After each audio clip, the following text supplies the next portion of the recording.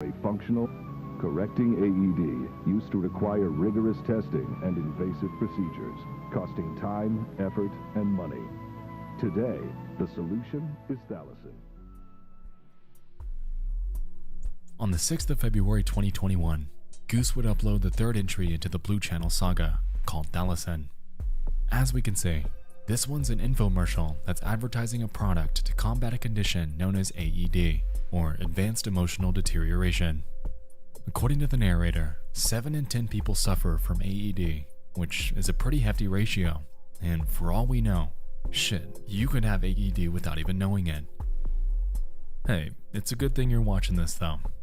Maybe you can be next in line to get you some Thalassin. Anyway, the video then discusses how effective Thalassin is at restoring lost emotion, before touting patient reports, claiming that they'd experienced higher, more consistent emotional quality after their first few doses of the drug. Soon after, we then learn that it's not a one-size-fits-all type of pill, since there are variants for each type of emotion that you'd be seeking to restore. Included in every pack of Thalassin are these common emotions: happiness, sadness, anger, fear, and relief. Also, look out for over-the-counter options such as jealousy, hope, frustration, and pride.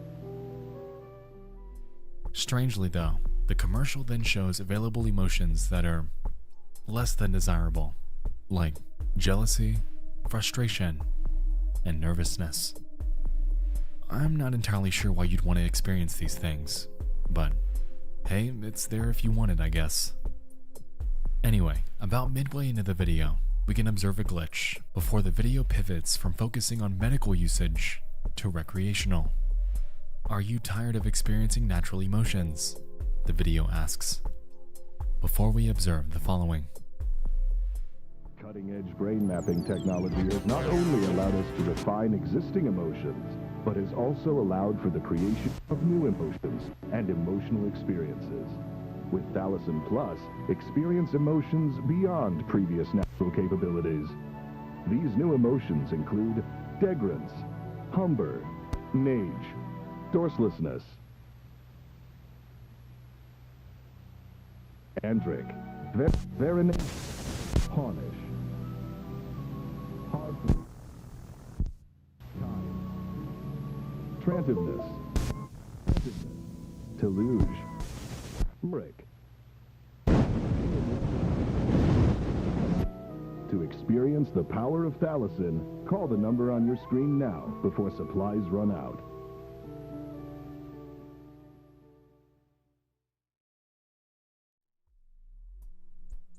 I don't know what it is, but something about that last half never fails to get me.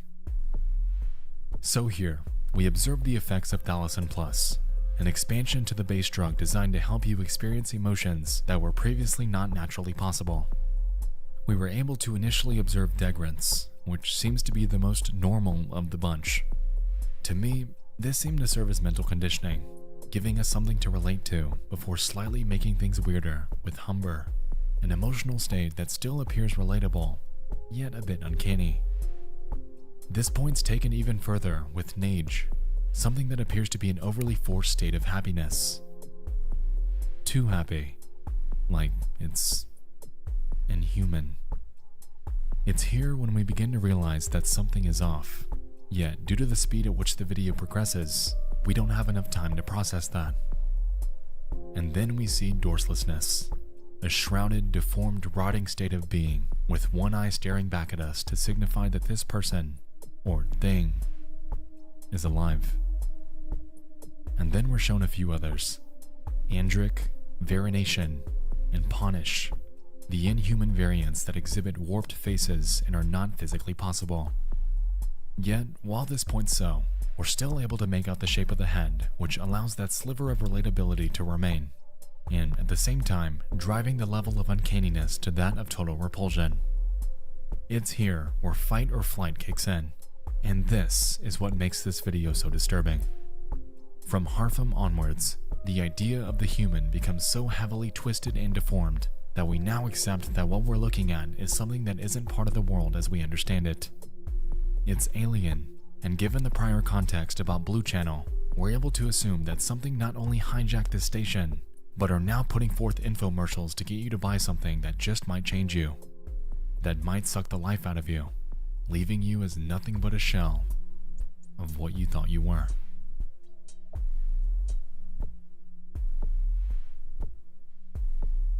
Blue Channel is brief. I won't deny that, but it provides a sense of uneasiness and dread that I couldn't pass up on covering. The short narrative that Gooseworks has crafted with this miniseries is incredible, and I can't wait to keep up with future installments if there ever are any. In the meantime though, I'll be taking my Thalassen. Lorik, to be exact. Yeah, I need some of that in my life. And hey, maybe you might too.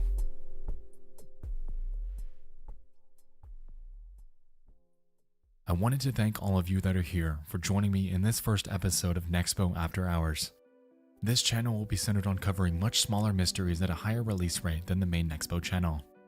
I hope you all enjoyed this, and I can't wait to see where this goes. There are tons of ideas I've got in mind for this, and I'm psyched to put them in motion. With that being said, thank you so much for watching. I'll see you soon. I love you all. And good night.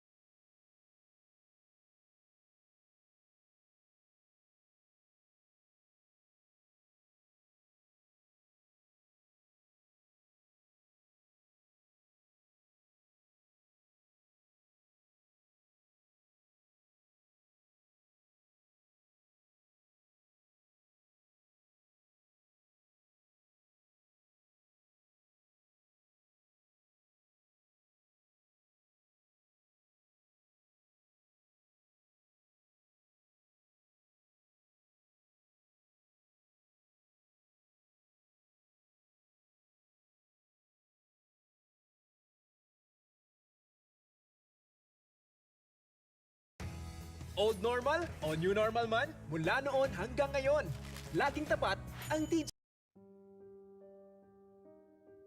Back in October of last year, I applied for a job as a hotel bellboy, and the interview came with some peculiar rules.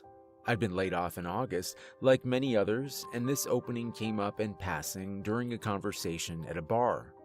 I was camping on a college friend's couch at 22. We decided to meet his girlfriend to get out of the house and have a drink with her old sorority sisters. The term outdoor in 50% capacity had been stretched to its limit in Hoboken. The only real change since the pandemic was that no one could sit at the bar and they put less tables on the floor, meaning seating was cramped. That's how I met Catherine. In the commotion, my group rushed to find seats with some friends we already knew. Catherine had been talking to my friend Jill when everyone scrambled to make room for us, and she hesitated to move during the seating shuffle. When everyone was settled, my roommate had stolen Jill away to another table, and Catherine was trapped with us. Catherine was a pretty blonde girl with big brown eyes and definitely one of Jill's sorority sisters. While conversation kicked up for our group, Catherine was quiet, obviously feeling kind of awkward and excluded. I guess she only really knew Jill, so I struck up a conversation with her to be polite. Of course, there's a limited number of topics near strangers are comfortable having with each other at first. Inevitably, I asked her what she did for a living. "I work at the Magnum," she said, as if I'd know what that was. To be fair, most of my friends who'd taken up business degrees and gotten jobs as analysts of some kind answered the question the same way. My biology major didn't lend itself to company names. When I asked, she explained it was a luxury hotel in the city. "I thought hotels weren't doing so well right now," I said. "It's the type of place with clients rich enough to rent out floors for 6 weeks," Catherine explained. "We kind of don't worry about rotating traffic. Pays well, tips are pretty good too. Biggest problem is the short staff since, you know." The giant unemployment elephant in the room all of us young workers refused to acknowledge hovered wordlessly between us. I spent the rest of the night talking to her about hockey, latching onto the fact that she was a Devils fan. I didn't really get desperate enough to consider hotel service until a month later when my already pathetic savings had dwindled to almost nothing and none of my other prospects had panned out in my field. I was staring down my last can of tuna, and though Brian hadn't asked, I knew I should be paying rent or moving out by now. I wasn't going to move in with my asshole dad, and my mom just sold her house to pay for her own hospital expenses. Money, any money, would do. I decided to take a chance and text Catherine, hoping she wouldn't be offended that this was the first time I was reaching out to her since we met. I got an automatic message back that I was texting a landline. I half assumed then that she gave me a fake number, one off from her cell or something. Part of me found that amusing. I called it, half expecting an automatic machine to tell me I'd connect to the moon in the rejection system. This would be a funny little anecdote to tell Jill if that was the case, and maybe a little concerning for my social skills. But no. 2 rings in, Catherine picked up. "Hello?" "Oh, hi," I said, stilted, shocked she was actually on the other side. "Catherine. This is Catherine, right?" Right about then, I realized I didn't remember her last name. From the bar the other night for Jill Delaney's sorority sister reunion. It's Jessie, by the way. Smooth as sandpaper. "Yes, I remember. You alright over there, Jessie?" "Yeah, I just didn't expect you to answer a landline." "Right," she said sheepishly. "I forgot that. They don't really let us use cell phones here, so I kind of fell into the habit of giving out people my work phone. Sorry. You can call me Kat, by the way." "Kat. Okay. You're working. I can call back, or you can call me back, or..." I heard myself making a bigger deal out of a simple question than it should be. "I had a question about your job, if you were still hiring. I mean the Magnum, like if it was still hiring." I was listening to myself nervously rattle off nonsense, wondering why I wasn't dropping dead from mortification yet. Somehow, after that mess, Catherine didn't immediately hang up. She even told me she'd asked the manager about potential openings. I didn't hear anything for 2 days after that and had almost forgotten about it, when my friend Brian dropped a manila envelope on my lap. It was addressed to me, though I usually had my mail forwarded to my mom's in South Jersey. But there it was. When I opened it, there was a little introductory letter to me in type and textured paper. Dear Jesse Falks, your interest in joining the Magnum's hospitable team. We have been referred your information and believe that it may fit the goals of our hotel. We would like to extend an invitation to conduct a formal interview and further discuss your skills and qualifications in relation to further opportunities. Please arrive at the following address at no later than 10 a.m. sharp on Saturday, 10/10/2020. Before your interview, please be sure to study the following rules before arriving and to come prepared. Number 1. If you arrive by car, you may park on the east lot in any blue space. Do not park in the white or reserved spaces. These are for guests. Number 2. You will enter through the eastern entrance. An eagle in the bronze filigree on the door is the correct entrance should you not notice any signs. Number 3. If the door is open, walk in and proceed to step 3A. Number 4. If the door is closed, walk around to the south side entrance marked with a decorative woman and proceed to step 3B. Number 5. Please bring a printed copy of your resume. A. If you have arrived through the situation described in 2A, hotel staff will be there to greet you. Give the blonde attendant your coat and hat and other personal belongings, if you have either, and deposit any electronic devices on your person into the bin sitting on the accent table beside the mirror. B. If you have arrived through the situation described in 2B, you will be alone. Place your electronic devices likewise in a bin on the nearest accent table without a mirror in front of it. Leave your personal belongings including purses, handbags, backpacks, timekeeping devices, wallets, keys, papers, notebooks, books, pens, pencils, and hats on the chair beside the table. You may proceed with your coat. Number 6. Proceed to room 002N on the map provided. Please take the time to memorize both routes. You shall not be permitted to speak to staff or guests under any circumstances. A. Do not interact with the staff or diverge from the most direct route possible. Number 7. When arriving, knock twice.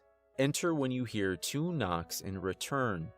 Number 8. If you arrived in situation 2A described above, sit in the chair to the left. If you arrived in situation 2B described above, sit in the chair behind the desk of your interviewer. In the unlikely event that all chairs are filled, stand in the left-hand corner. In the unlikely event that there is only one chair, stand in the left-hand corner. Number 9. If it is only you and the interviewer, you will introduce yourself first with the following phrase: "What a swell day it is to be out yonder. Lovely to meet you. I'm," your full name, "here about the position." If you entered through the situation described in 2B, however, you may introduce yourself as you please. Number 10. If there is anyone else in the room, you are to wait to be spoken to. If there is a woman in the room wearing green or a man with a feather in his breast pocket, do not speak to them no matter what they say to you. If there is a man in the room with a hat, look immediately to the floor and do not look up at him for the remainder of the time he's in the room. If there is a man wearing red in the room, do not say nor confirm your full name throughout the duration of the interview. When asked to speak in this group, the phrase you will say in turn to your interviewer: "It's a pleasure to meet you as well. I am excited for this opportunity to become a part of the Grand's illustrious team." Number 11. The interview will be conducted at this time. Answer honestly all questions, barring the caveats mentioned above. Number 12. You are not to leave the room until dismissed. Number 13, upon leaving, you will wait for any women in the room to stand and exit first. Do be sure to stand if they rise from their seats, and return to your seat when finished. If the man with a feather in his breast pocket is in the room, you will wait for him to dismiss you before leaving. Number 14, when exiting, you will leave through the east side entrance. And number 15, discuss this list with no one. We're excited to meet you. Call with any questions or clarifications. The Magnum. I looked at the rules and flipped to the other pages in this packet.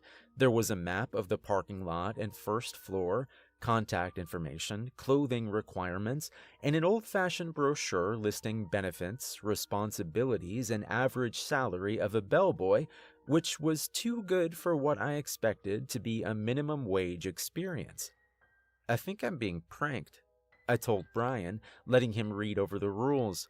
Brian laughed and told me to toss it in the garbage or just frame it.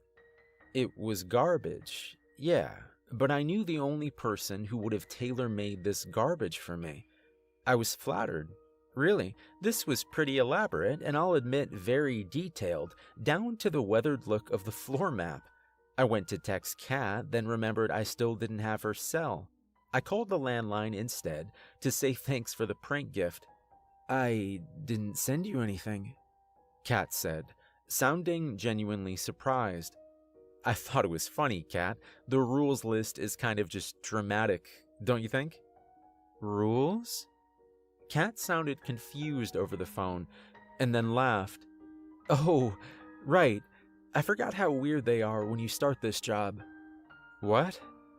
I didn't send you anything, Kat said again. All I did was mention you to my manager, lied a bit, and said you had some experience in hospitality. It's not like this job is demanding. He asked for your name and address, and I know you live with Jill's boyfriend, so easy enough. Your name is Jesse Fulks, right? Yeah. He sent you a package, right? Lots of weird rules? If it is only you and the interviewer, you will introduce yourself first with the following phrase, "What a swell day it is to be out yonder," I read dramatically. Yep, Kat said, laughing a little. You're actually supposed to follow them. Seriously? I'm not going to remember all this trash, I said, not without a checklist or something. Hold on. Kat hung up, and she didn't call back in a few minutes. She didn't call back until the next day. Hey, Jesse, Kat said. So, I asked around and I was right. You don't have to worry, it's always the same. The rules are overcomplicated. If you want, I can go over them with you, but essentially, you're supposed to follow the 2B rule set. That's it? Yeah. I felt the biggest weight lift off my chest then, thinking of having an income again. If these people wanted me to sing and tap dance, I'd learn the choreography fine. At the end of the day, I'd have the job and it's easier to hire someone than fire them. If this was all just a complicated hazing, fine. I asked Kat directly what lines I had to know for my play act of an interview. She started listing them off casually, but then sort of petered off. If you don't think you'll have it by Saturday, Kat said, a little hesitantly, I can come over and help you go over it. I grimaced. She was inviting herself over. Kat seemed sweet, and I wanted to think of it as a kind gesture, but this felt a little too above and beyond. I held the phone to my chest, panicking, looking for Brian to hiss my concerns at, but he was off at the gym. Suggest somewhere public, I thought to myself. How about we talk it over at, like, the park instead? Tomorrow? When do you get off work? I'm off at 6 tomorrow, actually. It'll be dark by then, I thought. Well, there's a coffee house nearby. We could meet at the Green. She agreed, and I hung up feeling pretty good about relocating it to somewhere impersonal. Brian laughed at me when I told him later, and I realized I probably made it sound like a date. Shit. The not date review of the rules was actually not as bad as I thought it would be. Kat seemed truly eager to get down to the business regarding what to do and when. She kept the list in her hand and made me recite each step. We ignored all the caveats and kept to the bare necessities of the path she and the other employees went through. And after you leave your stuff in the bin, but the jacket I can take, I chime in. When you get inside the room and sit in the back chair, you'll say, "It's a pleasure to meet you as well. I'm excited for this opportunity to become a part of the Grand's illustrious bullshit team." Catherine smiled wide, observing me with wide brown eyes. "You're hired?" she teased. I felt pretty alright about Saturday. The attire required was another hurdle, but not as bad as the others. Black pants, black shirt with a collar, black shoes, red tie. I had some slacks for my graduation and borrowed the shirt from Brian. Jill and I found a tie for $1 at a thrift store. I took the subway into the city and made it to the Magnum at sometime around 9:50. As Kat had promised, the east entrance was closed, which meant I was going around to the south entrance. The building itself looked like any other hotel I'd seen in the city. Tall, stone structures with filigree and crest that added some extra air of importance to the structure's existence. To add to that, it was right across from the park, but only 4 blocks from a Chipotle. Nothing in the city is above being neighbors with convenient fast food. Before I even got inside, however, everything kind of went sideways. The east side entrance was closed as it was supposed to be, but so was the south side door. The filigree of a woman stared back at me, refusing to budge. This was the south side. This was the door I was supposed to walk through. But I pulled on the handle, and it didn't open. I knocked and waited. No one came. I rushed immediately back to the east side door, half dreading that it was the open one. If that was the case, I was screwed. I only knew the rules for the B scenarios. But when I tried that door, it was just as locked as the other. The hell? I walked around the street looking for another entrance, but couldn't find one. It was soon 10:05, and I was wondering if something had gone wrong. So I did the only thing I could think of. I called Kat. She answered quickly enough. "What do you mean the door's closed?" Kat snapped. "It's Saturday, isn't it?" "Yeah, it is. You're supposed to be here. I saw it on Robert's schedule. Hold on, I'm coming down. Just go to the east side of the building and walk past the door into the alley. There's an employee entrance there. I can let you in. Just wait there." She hung up on me, and I practically sprinted back around the wide building. The alley she was talking about was the odd backing to an otherwise opulent building. The walls were flat, the dumpsters crowding both sides and half open, reeking with garbage. Even in the middle of morning, it was dark in that little crack of space. The door Kat mentioned was a bland gray door that looked severe and functional, completely detached from the gaudy facade that decorated the front. I paced up and down the chipped asphalt, dodging the glass chips and piles of crates. Then, the white door opened, and I turned at attention. But it wasn't Kat at the door. "What are you doing here, kid? You lost?" a man asked. He wore a trim red and black uniform and a little name tag that said Eddie. Instinctively, I would have answered no and babbled about being here for an interview, but I knew I wasn't supposed to be back here. This was off the interview script, and if this was my only entrance, I couldn't be shooed away from it. "I'm the new guy.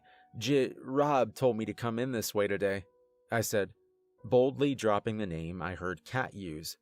"But I made an awkward gesture toward the door, trying to convey going through and hoping vague complications seemed like an understandable enough barrier. "Oh," he said, seeming to think my uncertainty was warranted. His thin lips pressed together tight, and he gave me an odd kind of look. He may have wanted to say something, but instead quickly shouldered a large garbage bag that had been laid at his feet behind him and held the door open for me. "Go on, then. He's got an interview or something today, so you can wait for him in the break room. 15E. I took the door from him and held it open in turn so he could take the garbage. Thanks. Eddie nodded. His bag was dripping garbage slime, which is never pleasant, but he didn't seem bothered to have it hauled over his shoulder. When he walked it past me, there wasn't the lingering smell of garbage, but there was something like iron. He walked on, and I walked into the hotel, the door closing behind me. I looked down at the polished floor, and there were stains where the garbage bag had been. They were a little ruddy red-brown, like the kind you'd see on a counter or a cutting board after cutting up a steak. Expired meat, I thought to myself. I realized Eddie wouldn't take too long to throw out the trash, and I had to be out of sight by the time he arrived to not get caught. I sprinted down the hall, through a few sets of double doors, heading inward to the best of my approximation, hoping to hit a lobby or room numbers to guide my way. Soon enough, the tile floor turned to green carpet, and the ornate facade was back as I walked into the main rooms. I looked at the first door beside me, 025E. It wasn't where I was supposed to be, but it gave me an idea of where to go. Kat showed me a direct route on the map, so I knew I had to walk to the north wing first, which meant following E's numbers until they dwindled to 1 near the lobby, and then continuing on the way I would have if I entered through the southern entrance. I still had my coat and my phone, but this wasn't unmanageable. I could fake it. First things first, I had to get rid of my stuff. The hall was ornate, decorated with slim wooden tables and delicate golden electric lighting. There were pieces of ivory, jade, and copper art that looked expensive. I quickly removed my coat and my phone by 011E and kind of bundled both up and shoved it in a nice, wide porcelain vase. I wasn't about to lose a stupid interview over a technicality. I continued on, half afraid I was already lost, until I hit the first wall with a copper bust of some 1800s guy. Kat had mentioned it before. I was in the hall directly behind the lobby and standing directly behind the concierge desk now. All I had to do from here is turn left, or I would have if I was coming from the south side. Now, I just had to keep walking and I'd be there. I'd keep going, turning right at the women's restroom, and then 002N was on the right. As past the bust, 2 chatting women dressed as staff rounded the corner and spotted me. When they did, they went dead silent. They didn't slow down, but they stared, jaws falling a little slack at the sight of me. I tried to smile back, but they ducked their heads away and kept walking. One of the girls dropped something. It was heavy enough that they should have been able to hear the dull thud, but they rounded the corner instead of stopping. It was a key. I picked it up, and it was clearly an old-fashioned room key, not a card for an electric door, but a heavy brass key with a little tag that said 001. I backtracked a little, trying to catch their attention. They huddled closer together, walking arm in arm, whispering and giggling to one another. One threw her head back to sneak a glance at the empty hall and looked genuinely surprised to see me. I held the key up, showing her wordlessly what she left. She nodded and tossed her head to the side, as if saying, "Get going." But she raised her hand to her lips and turned her back to me, breaking into a run arm in arm with her friend. I turned the key over in my hands. This was the part of the hall I was supposed to walk into. The instructions said I wasn't supposed to talk to staff. Maybe she knew that. Maybe she was one of Kat's friends and was helping me out. Should I have left the key on the ground? Was this a part of this weird hazing? I half debated just leaving it on the floor, but it was in my hand anyway. I'd turn it into the guy at my interview and tell him what happened. Maybe that was the point of it. Finally, I found room 002N was where Kat said it'd be, the second to last door in a dead-end hall. The last door, 001, was propped open, slightly ajar. Inside, the lights were off, giving me only a glimpse of the carpet. I knocked twice on 002N like I was supposed to. "Come in," I heard from the other side of the door. I remained outside, at ease, knowing what Kat and I had rehearsed. "Hey, I said come in," the guy on the other side called, a little louder. I shifted a little, debating if I should knock again. No, 2 knocks. Kat had even rapped her knuckles against the table when we went over it. I was supposed to wait for 2 knocks. As I waited, I heard another noise just behind me, from 001. The door squeaked on its hinges. When I turned, it was a little more open, but I still couldn't see much from my angle. I could hear something inside, though. Someone was moving around, scratching against the wall just across from me. I heard a voice, like an old man's, moan weakly. "Help," he said, his voice sorrowful and cracked. "Somebody, help." I don't know what made me weary. Maybe it was something in the voice. Desperate, yes, but a little too clear, like it knew I was there to hear it. Some instinctive part of me told me to stay put. Then the groaning stopped, and there was a heavy thud, like a fist pounding the wall. I heard the man inside groan and shuffle again, slowly making his way down the length of the room, closer to the door. I knocked again at 002N. Hey, there's someone here," I called, only to be met with no response. The groaning crept closer to the door. "Help, Jess, help." I rushed to door 001, grabbed the handle, and slammed it shut. I didn't look inside, but I caught a waft of the smell. The pungent stench of a sewer on a rainy day came to mind, like something had died and rotted inside. Then a hand reached out and grabbed my wrist and tugged. I was thrown back against the opposite side of the hall, and there was Kat, pulling the door closed. Room 001 shook as the thing on the opposite side threw its full weight against the door. Kat turned and looked at me, holding her hand out. "The key," she hissed. "The key." My hands were shaking as I fished into my pocket for the brass key. I hardly had it out of my pocket when Kat snatched it away and locked the door. Another powerful bang sent her stumbling back to the opposite side of the hall. It was then I heard 2 calm, controlled knocks behind me. I nearly jumped back to the other side before suddenly remembering this was 002N and I was waiting on them. I looked to Kat, who paused midway through fixing her blouse. Kat pulled me onto my feet and fixed my tie. "Don't worry about that," Kat whispered hastily. "Tell them you locked the door with no one's help. I wasn't here. Go." I practically threw the door open and sprinted in. 3 members of the hotel staff sat inside, all very composed and evidently confused by my heavy breathing and my no doubt priceless expression. "What's the matter, love? You look absolutely shaken," the woman behind the desk asked. I immediately shut my mouth, taking in exactly who was in the room and where. There were 3 people, like Kat had warned me, but they weren't. They were more distracting than I expected. Kat told me to expect to see a man in a red vest, and I did since I'd stumbled into his chair.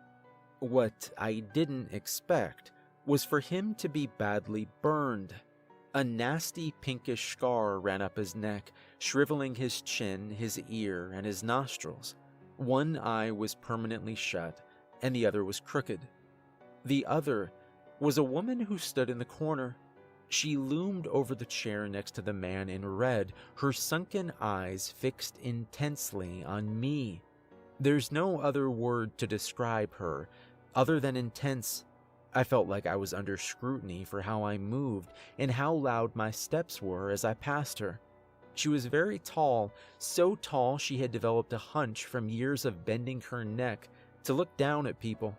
She said nothing to me, but her head turned, tracking me as I went.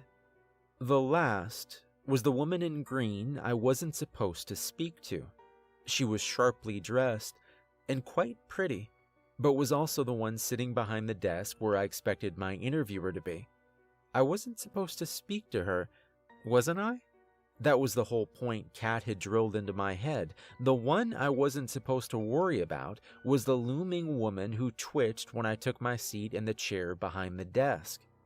"Can I get you a glass of water, love?" the woman in green asked sweetly. "You're our 10 o'clock, aren't you? Jesse Fawkes?" "He's skinny," the tall one said, buggy eyes still set on me. Her pale tongue darted out to lick her lips. "Behave, Lori," the man told the tall woman.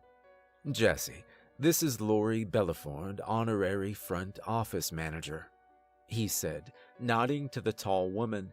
He then gestured to the woman in green. "Frederica Sardi, the general manager of this hotel, and I'm Robert Strauss, chief concierge and hiring manager. You can tell us a little about yourself." It's a pleasure to meet you as well. I'm excited for this opportunity to become a part of the Grands. I couldn't remember the stupid word used between this part. "Illustrious team," Frederica supplied. "Close enough, I'd say." The three of them chuckled a little. I looked at Robert. There's something in room 1 that... Robert held up a hand. "We'll get to that." "Okay." "Did you have any trouble finding the entrance?" Robert asked. No. Someone walked out when I walked in." "At which entrance?" "The east one." "Strange. I was sure both were locked," Robert said, looking dead on at me. He arched a brow, waiting for my input. When I provided none, he continued, "Why'd you lie?" I didn't have any trouble finding the entrance." "Do you know what was in the bag?" Lori asked, her voice pitched high and eager. "What bag?" Robert asked, looking confused. "The bag Eddie had," Lori said. I shook my head, too terrified by her gaze to really reply to her. Robert arched a brow. "You saw Eddie, the janitor?" "For a second," I said hesitantly. Robert and Frederica shared a look, but Frederica smiled. "It is an east side entrance." Robert cleared his throat and moved on. "Then you saw 2 girls drop a key to room 1. Why'd you keep it?" I wasn't going to keep it. I was going to give it to them when I came in, but then... "Room 1, the woman in green supplied." I almost answered in the affirmative, and then stopped myself. She smiled wide, amused to nearly catch me. "What'd you do?" Robert asked. I closed the door and locked it." "That's it?" "Yeah." "Why didn't you go into the room to see who was calling?" he asked. "I had a bad feeling." "And you weren't tempted to look, walk in, just see?" Robert asked. "That was a test, wasn't it?" I asked. "Are people supposed to look?" "If they don't want to be here," Lori said, with that wrinkled, overeager grin. "Does she upset you?" Frederica asked me suddenly, with a wicked grin. As she did, Lori's wrinkled face curled into a frown, and her eyes were still menacing, facing me. I wanted to protest, but I'm not supposed to speak to her. I started weighing how much I cared about the rules in a place already as twisted as this. "She does, doesn't she?" Frederica taunted. "Hear that, Lori? He thinks you're disgusting. Lori stopped forward and suddenly was looming over me, and I had nowhere to go but the back of my chair as buggy eyes glared further and further down into me.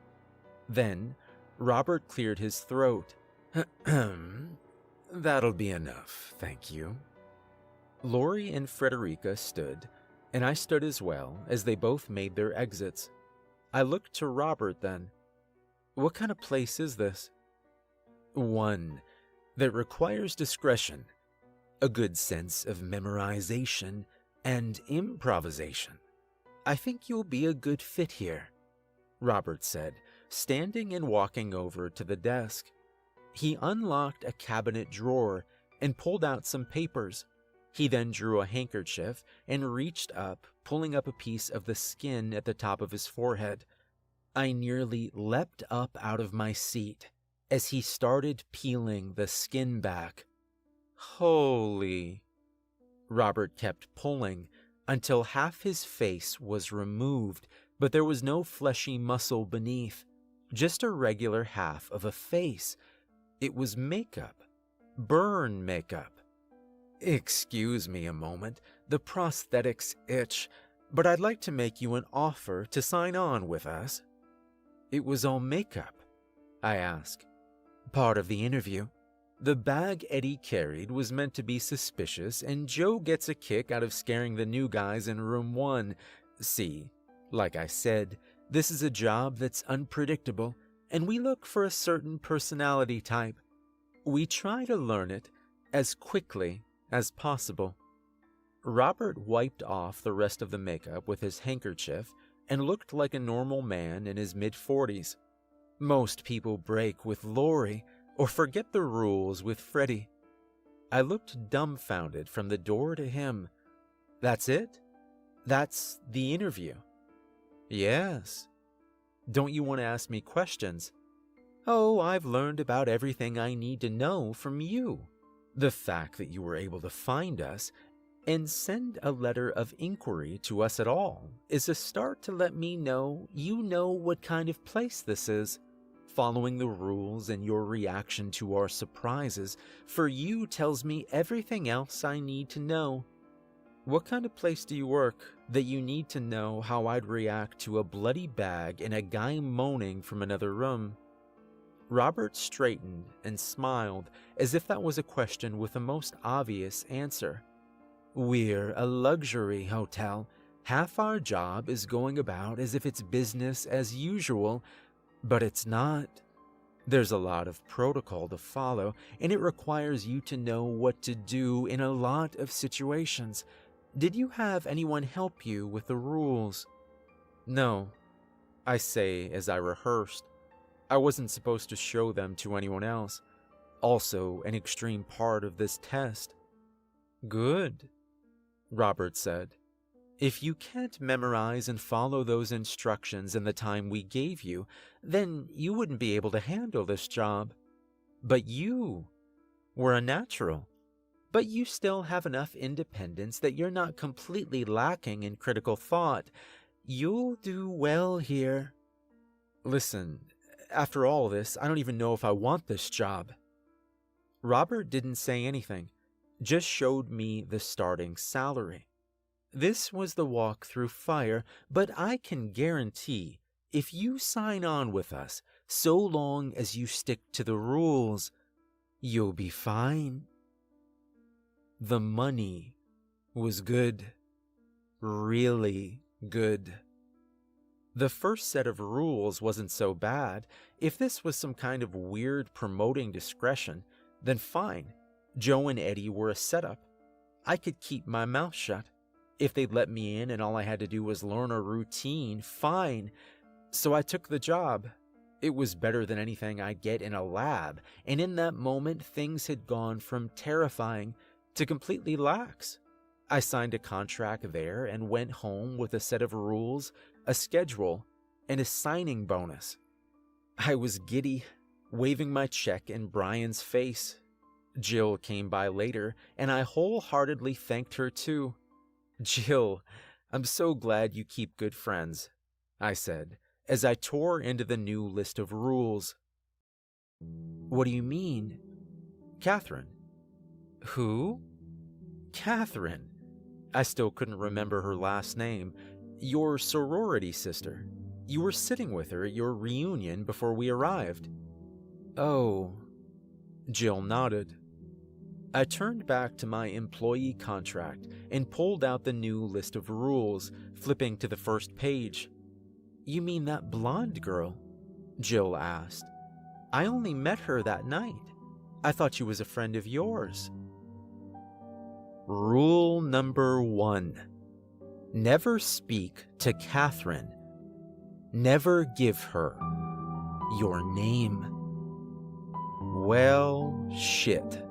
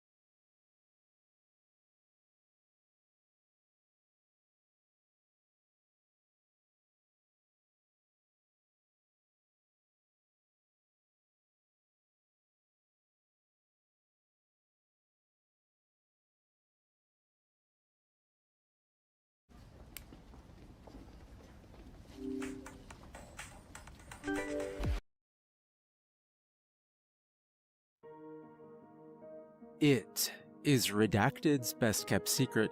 No one outside of the university knows it exists. Its habits include terrorizing students and occasionally eating us. You're probably wondering why we would attend a school with its own personal monster, no matter how prestigious the school is. You might as well ask me why the sky is blue, or the grass green, or why everyone eventually grows old and dies. We just do. I can't explain why. Those of us who are still alive have never actually seen it, but we hear it, shrieking late at night as we're desperately shuffling through books and cramming for our examinations, fighting over the coffee someone braver than us snuck inside. And, of course, we've all seen the corpses it leaves for us. Our first year, during Trinity term, It took Jennifer Carr and then spat her mangled body back out on the grass in front of the CAM, our main library. It had taken her body from the waist down. Her intestines spilled out in messy loops, and the ragged edges of her torn skin fluttered in the wind. The CAM is inarguably the most photographed building of Redacted University, and Redacted Square is the top place tourists flock to. Possibly it hates tourists as much as the rest of us. More likely, it wanted to make some kind of point about how it chooses to stay in the CAM, but doesn't actually have to. Whatever its actual shape and appearance, it always sounds like a crying girl. Emphasis on sounds, because it is most definitely not human. You don't even need to see it to know that. Although they would deny it if you asked, Redacted University administrators have documentation that it's been here for over 1,000 years, leaving behind one mutilated and half-eaten body after another. Obviously, no human can live that long. 2 decades ago, a handful of university students got the bright idea to analyze some remains, i.e. the corpses of its victims. The rest of the community promptly shouted them down for desecrating the dead, but not before said students managed to determine that it has claws 30 centimeters long at minimum. You might think that the sound of someone crying in the dark would be out of place and warn us all from going there. Actually, many students cry in the relative privacy of the stacks. A lot here have breakdowns in general. I once saw a classmate sit down in the steps leading to the top floor of the Bodley, the other main library. We have over 100 libraries, all with sweetly vomit-inducing nicknames, and bawl her eyes out. A herd of tourists passed her, looking alternately bewildered and sympathetic. Meanwhile, the tour guide didn't even break his stride.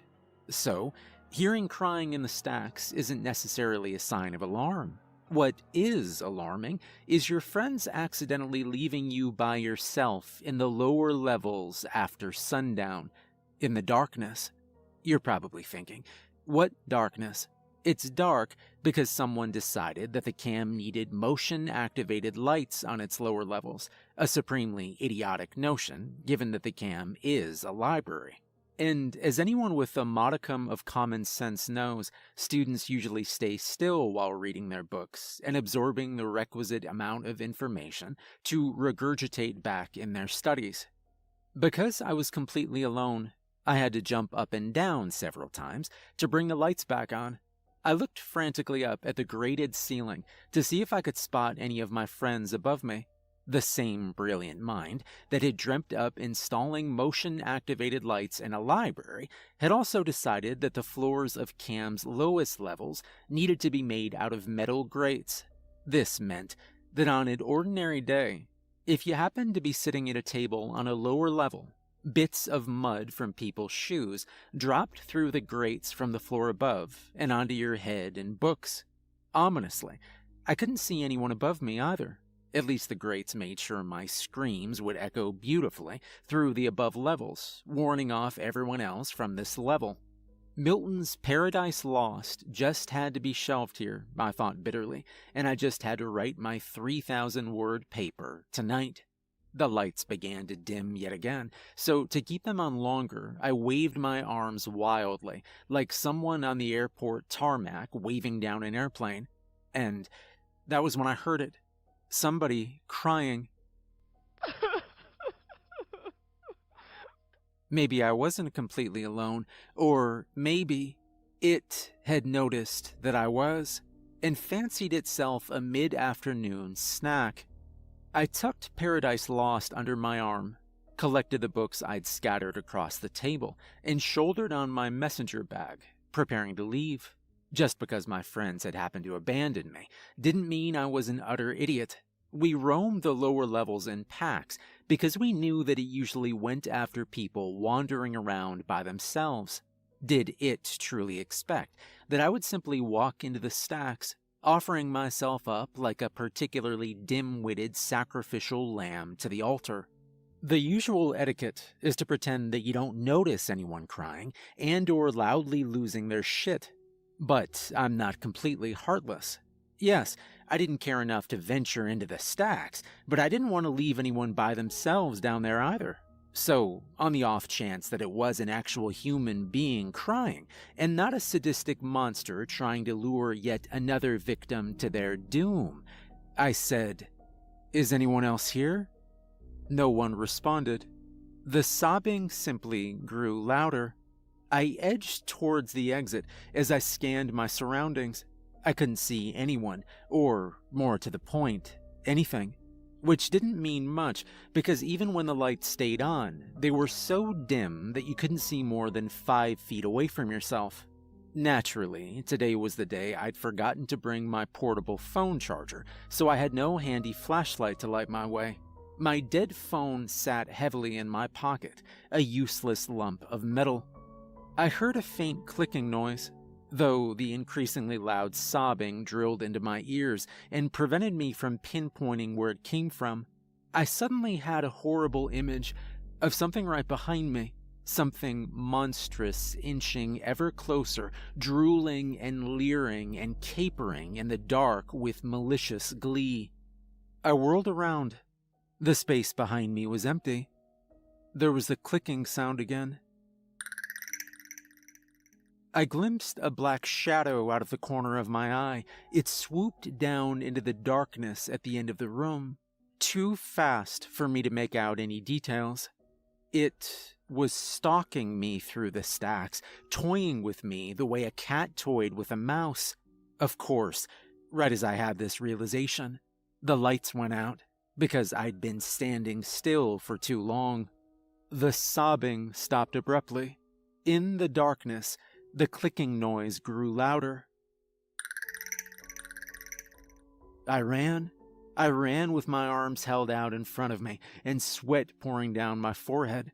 I crashed painfully into the tables I couldn't see and bit down on my cries of pain because I didn't want to draw any more attention to myself if I could help it. Running brought the lights back on, and I saw the exit on my right. I veered towards that direction with my heart in my throat, my ears straining to hear any movement behind me. Just as my fingers touched the handle of the door, some great force lifted me and threw me like a rag doll against the closest bookshelf. I hit the shelf so hard that it toppled over and rained books down on me. Blood ran down my forehead from a cut and dripped into my eyes. I wasted precious seconds just sitting there in the middle of all those fallen books, too stunned to move. The sound of clicking from above finally made me look up.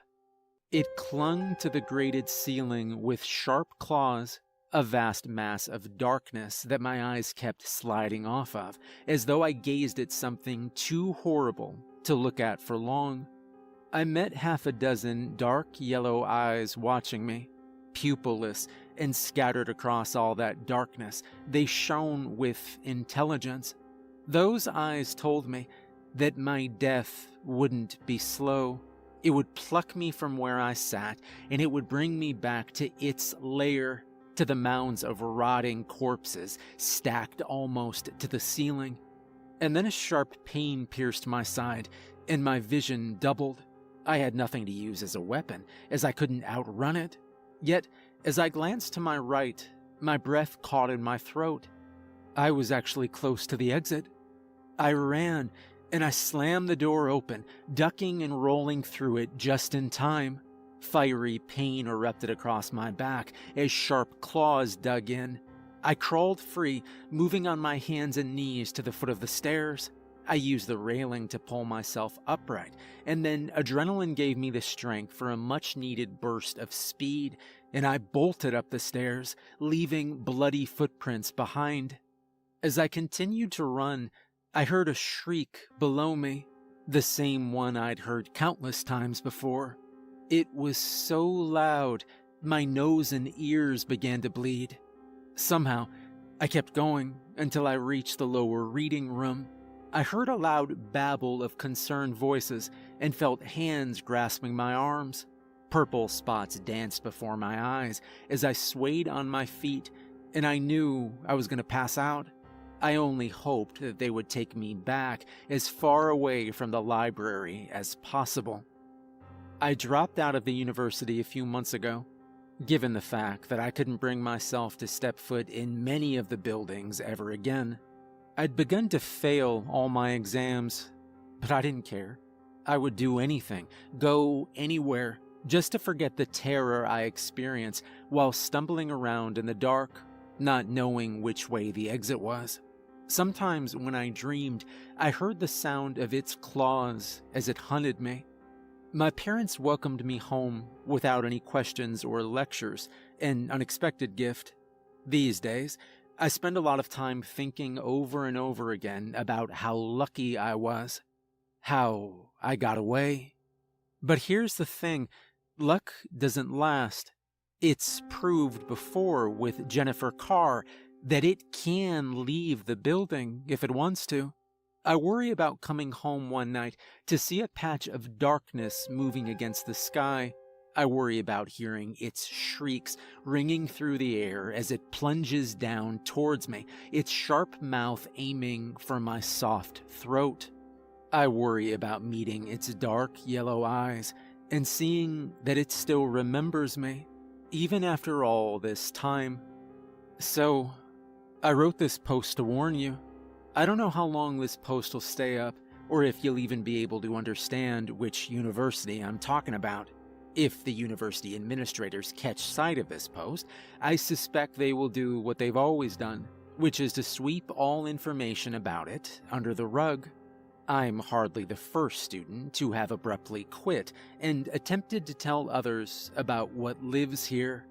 I most certainly won't be the last. Next year, yet more unknowing first years and visiting scholars will go to the university, only to find themselves in its maw. So, if you're reading this, please know, should you find yourself in the redacted dreaming spires, do make sure you avoid the lower levels. And if you can't help but go there, whatever you do, don't stay past sundown.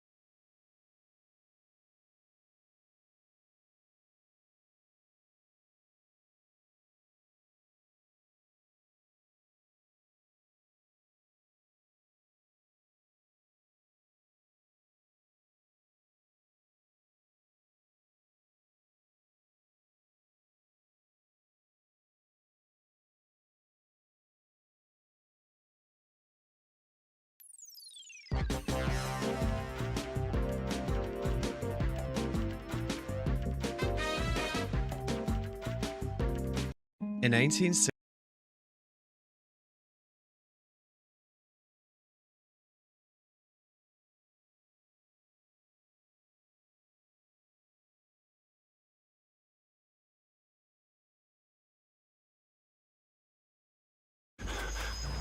Living the Ranger life isn't about showing your power or durability.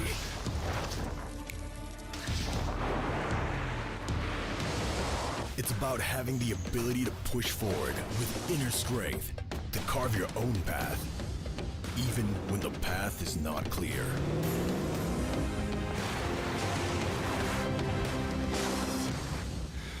Ford Ranger Raptor. Live the Ranger life.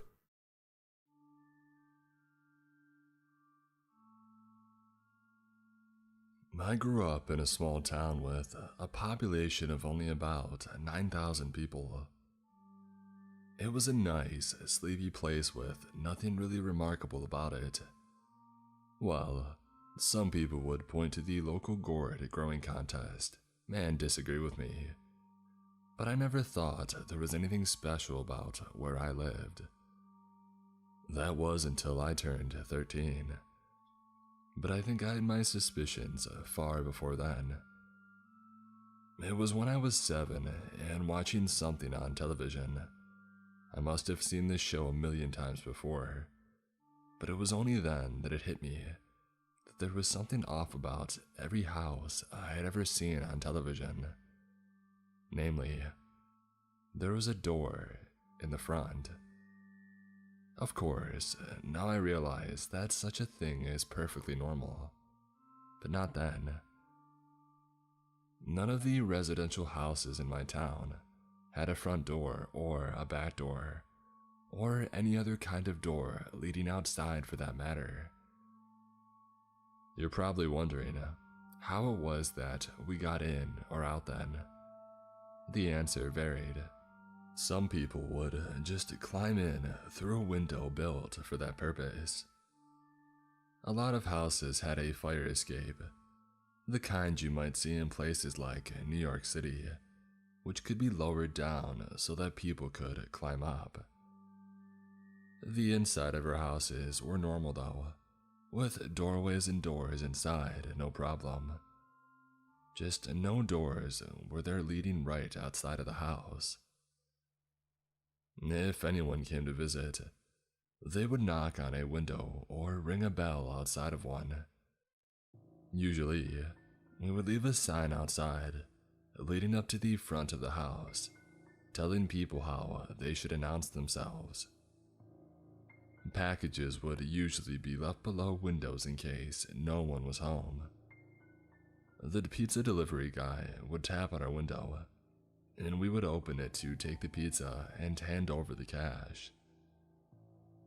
Now, this all must seem very silly to you, but I had grown up like this, and I had never questioned it. Not to say that this was true for all buildings in town. Public buildings like the school and such did have doors, but not the houses where people lived in. In addition, there was a rather strict curfew where everyone would go home by sunset. Again, I never really questioned the curfew, given that was just how I was raised. That was until I turned 13. Just like many teenagers, I began questioning many of the rules imposed upon me. However, I still stuck to the curfew given how strict our town was about it. That was, except for one night. A night that I won't forget as long as I live. It all started with my friend Dan. While I remember the events of that night vividly, what led up to that night is kind of hazy.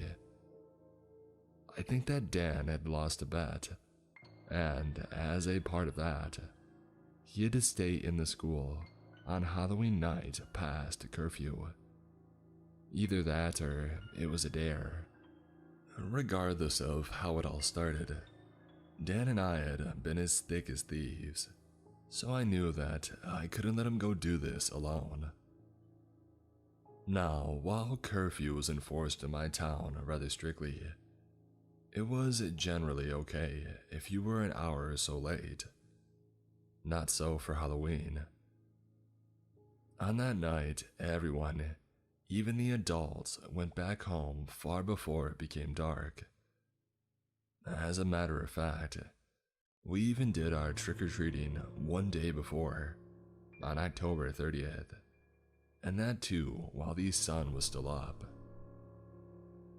My house didn't have a fire escape, so my choice of exit was a window on the ground floor. When my parents were busy with something in the kitchen, I gently slid the window open and hopped out.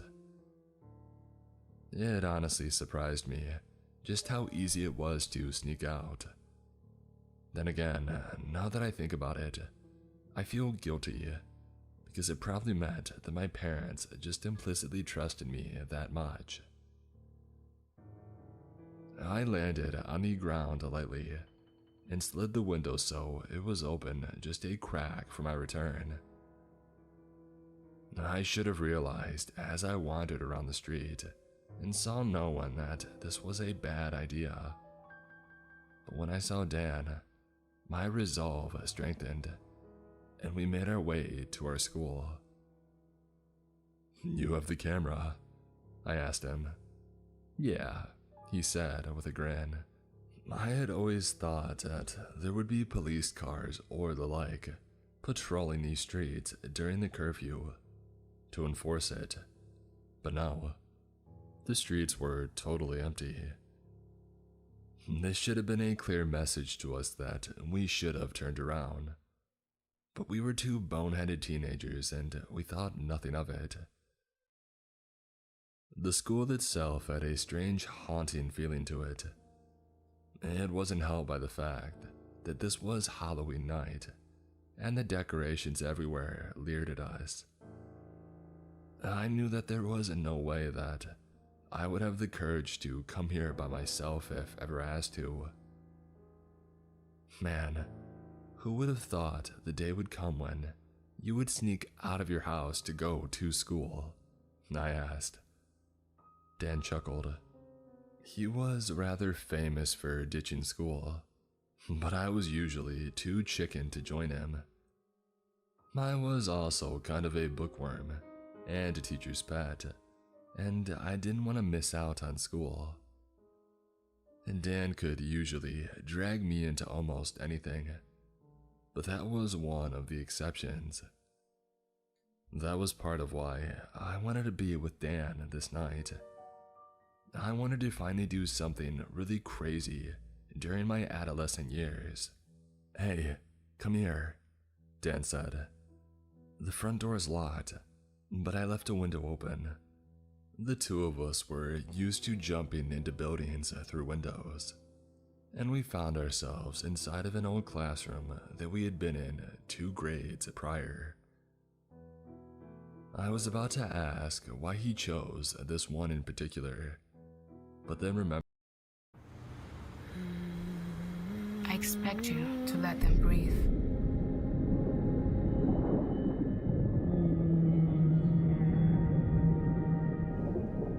Saya harap kamu bisa menjaga laut untuk generasi penerus. Remembered that our new one was on the 2nd floor. So, what now? I asked as the two of us had made it inside. Dan turned on the camera and introduced himself. "Yo guys, it's me, your boy Dan, and here we are at school on Halloween night," he said. His style was rather similar to those old school YouTubers. You can maybe even imagine him adding in that you should like and subscribe at the end of the video. So yeah, we're here, and just to prove that this was on Halloween, I'm leaving this right here. He pulled out a pine cone which he had painted blue. I'm going to put this on our desk to prove that we were here. If anyone in the morning saw that, they would just think that it was some weird art project that someone left. But anyone who saw that tape, they would know otherwise. Come on, Dan said, motioning for me to follow him upstairs. Now that I look back on the whole thing, it was odd that the door of the classroom wasn't locked, and that we could go wander around the school so easily. But thinking about it some more, it was obvious why they wouldn't bother locking it up, because no one was stupid enough to break in. We went up the stairs, and every single squeak and creak sent me nearly jumping out of my shoes. Dan shook his head as he saw me. He had nerves of steel. At least he did for now. The two of us walked into our classroom and set the pine cone on the table. Dan took out the camera to start talking to it again when I heard something very loud. Dan stopped talking as I peeked out of a window. I saw some shadowy figures nearing the school. Dan, we're being found out. Dan took a quick look as well and motioned for us to hide. I didn't notice it since I got only a quick glance outside. But the figures, they all had very odd proportions. In other words, they were not human at all. But at the time, I had really just assumed that our parents had come looking for us. Dan turned off his flashlight and also his camera, and I turned off mine as well. After some whispering, we both decided to try and use the other set of stairs to get to a room at the back of the school. If push came to shove, we could get outside through a window and sneak out behind the school. It was a bit harder maneuvering given that we weren't using flashlights. But as we heard the sound of footsteps, we quickened our paces. Here, Dan said while opening the door. Both of us ducked into a classroom, and I began wiggling a window free so we could get out. Come on, Dan, let's go, I told him. We had pretty much done enough risky things that night to become living legends among the class, as far as I knew. So, even if we hadn't technically spent the whole night at school, it was still pretty cool, and no one would look down on us. However, Dan seemed to be frozen in place for some reason. I tried shaking him, and he just pointed out the other window, out into the hallway. I couldn't see his expression in the darkness, and all he did to acknowledge my prodding was to raise his flashlight and turn it on. One of those things was standing right outside of the window. There was no other way for me to describe it other than a thing. It had to be about 7 feet tall. It had a lower body which was mechanical. Its upper portion was wearing some sort of military coat, and its head was smashed in and deformed. It only had one discernible eye, which was focused on us. Dan screamed, his nerves of steel broken, and I grabbed his hand and had to almost practically drag him out of the window. The two of us didn't look back as we raced back to our houses, in only half the time that it had taken us to get there. Needless to say, my parents were both very worried and very upset at me sneaking out. And oh, I was punished extremely severely for what I had done. But when I told them the story about what I had said, both of them had horrified looks on their faces. The two of them whispered to each other, and my dad told me a story.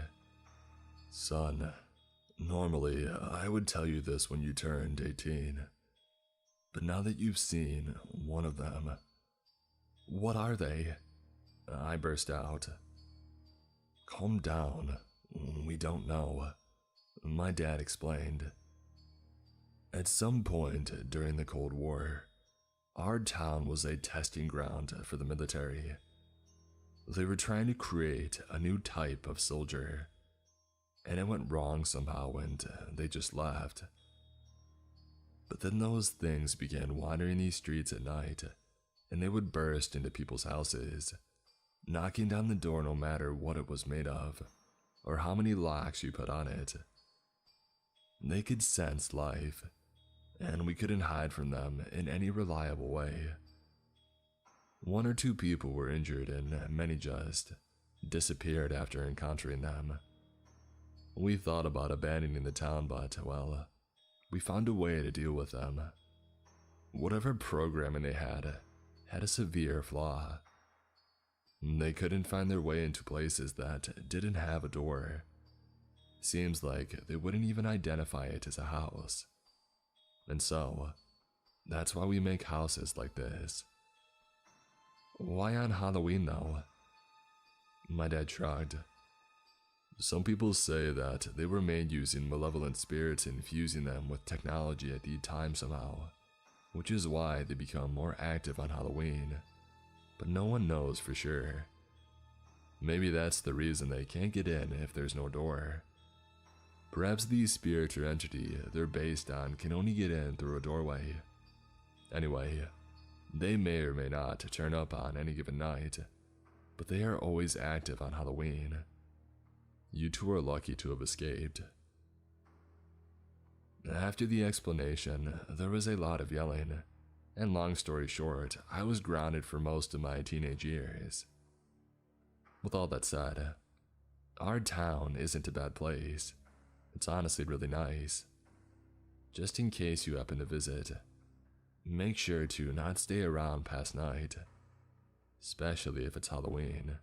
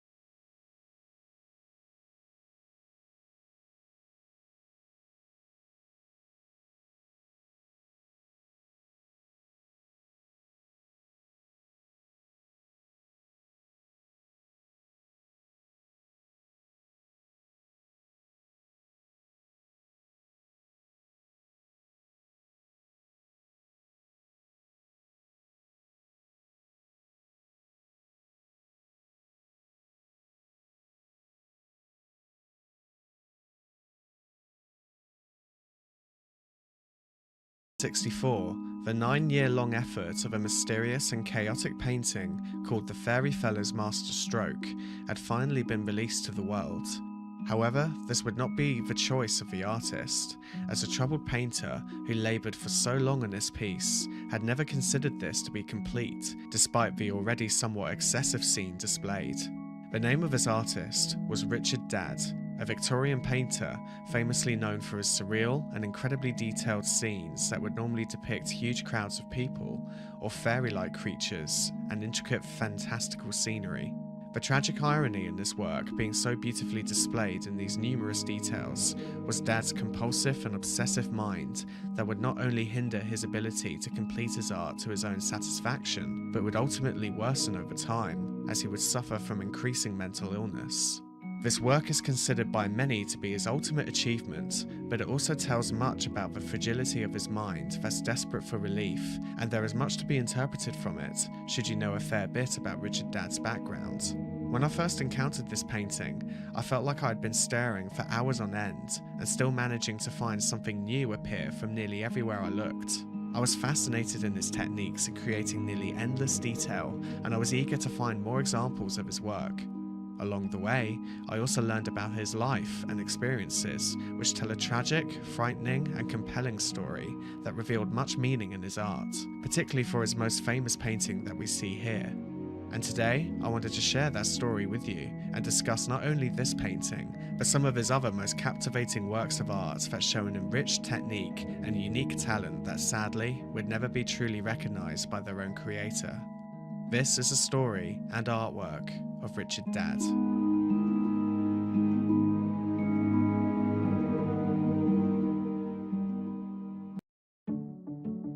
Grammarly Business is an AI-powered writing assistant, enabling teams around the world to reach their goals faster. Grammarly Business saves time by allowing them to insert custom snippets, which lets them respond to more customers in less time. Grammarly Business also ensures your team's tone always aligns with your company's brand voice, so every employee can make the right impression every time. Most importantly, you'll accomplish more when your team spends less time writing. Get Grammarly Business today and see for yourself how good writing means better business. Go to grammarly.com/business.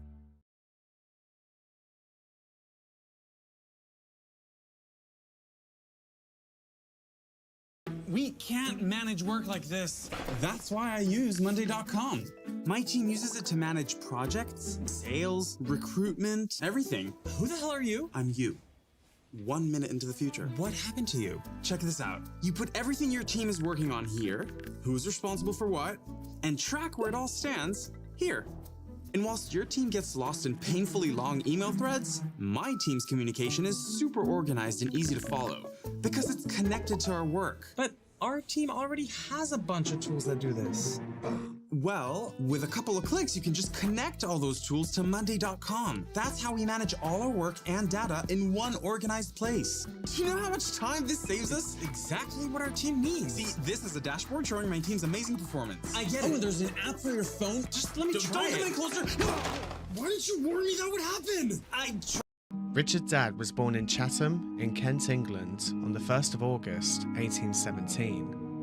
His parents were Robert Dadd, who worked as a chemist, and Mary Ann, the daughter of a shipwright. Dadd's talent for painting and illustrating came to fruition early in his youth, when just a schoolboy at the independent King's School of Rochester. Later, he would train and perfect his skills at William Dadson's Academy of Art, and also at the Royal Academy of Arts at age 20. During his education, he would develop friendships with numerous like-minded artists such as William Powell Frith, Augustus Egg, and Henry O'Neill, a group known collectively as the Clique. He won several awards while studying and creating at the Academy, including the Medal for Life Drawing in 1840, and he would soon begin exhibiting his work during his first year.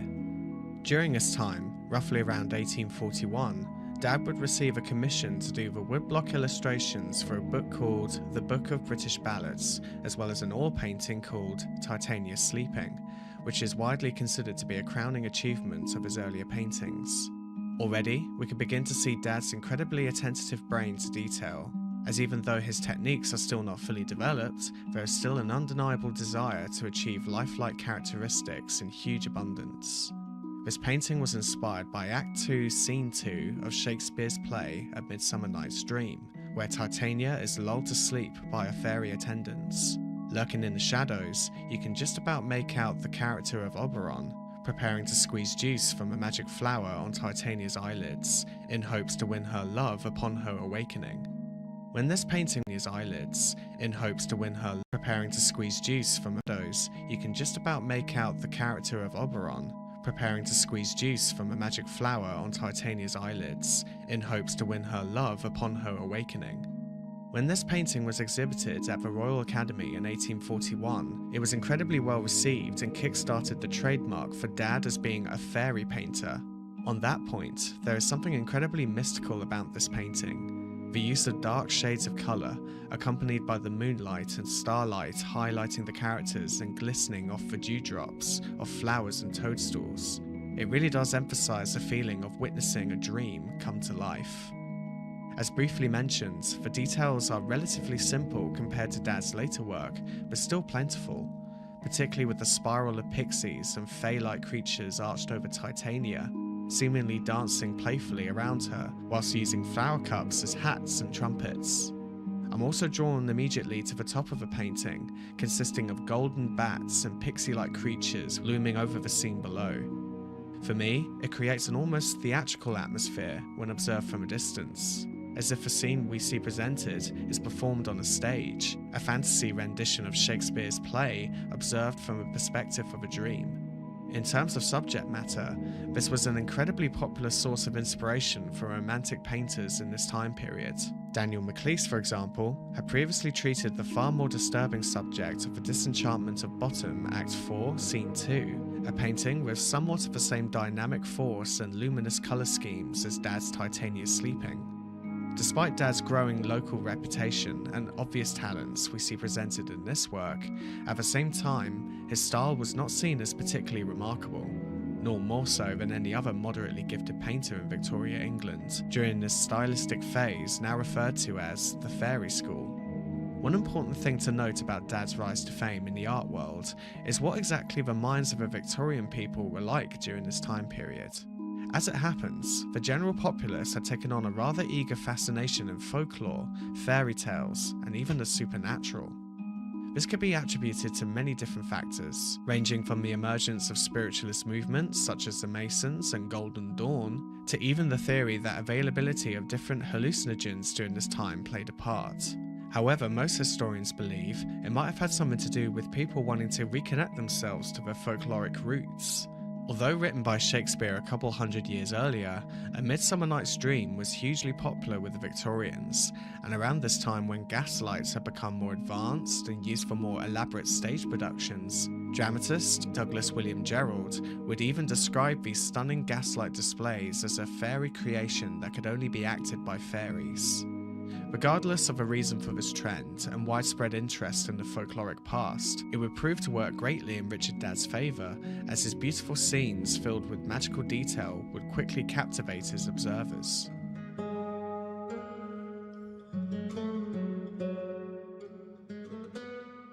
In the following June of 1842, Dad would participate in a rather grand and unexpected undertaking. After befriending a Welsh lawyer, politician, and former mayor of Newport, Sir Thomas Phillips, who was preparing for an expedition to Europe and the Middle East. Phillips was eager to document his travels with illustrations of the people and cultures he would encounter, and so he would offer to be Richard Dad's patron and investor in return for his artwork during their travels. It would be during this time that Dad would temporarily set his fairy paintings aside and produce beautifully elaborate paintings and drawings from their travels through Italy, Greece, Turkey, Lebanon, Syria, Israel, and Egypt.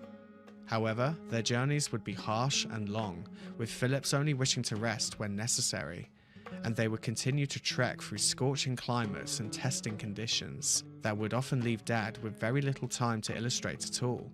Although we have already seen how talented Richard Dad was as an artist at this stage, it was important to note that up until this time, Dad had only previously operated in art studios without any real pressing time restraints. And although technically competent enough for his role as an illustrator, the harsh outdoor conditions and tight schedules would prove to be a huge challenge for Dad. All the paintings we see here are from the travels of Phillips and Dad. It's fascinating to see their journey brought to life by these drawings and watercolors, seeing the dramatic landscapes, ancient buildings, and different cultures that must have been awe-inspiring to two Victorian gentlemen during this time, when illustrations of these climates were few and far between. Even when tested by the glaring heat and Phillips' relentless hunger to keep travelling, we can see a lot of Dad's trademark techniques in detail, despite the limited colour palette he would often have to work with when observing these sandy landscapes. However, probably the most noteworthy country that Dad visited, in terms of how it would affect his life in his later years, was his travels to Egypt and cruise down the River Nile, where Dad and Phillips would encounter many archaeological sites. It was here that Dad would learn much about the ancient Egyptians and their many mystic gods, and regularly start smoking from the shisha pipes that he saw local Arabic men use, that he would affectionately name Hubbly Bubbly. In fact, it was reported that he would spend 5 continuous days and nights smoking water pipes. Dad eventually became convinced that the sound of a bubbling pipe was actually some form of communication. By the 5th day, he had deciphered the message, which he claimed was the ancient Egyptian god Osiris.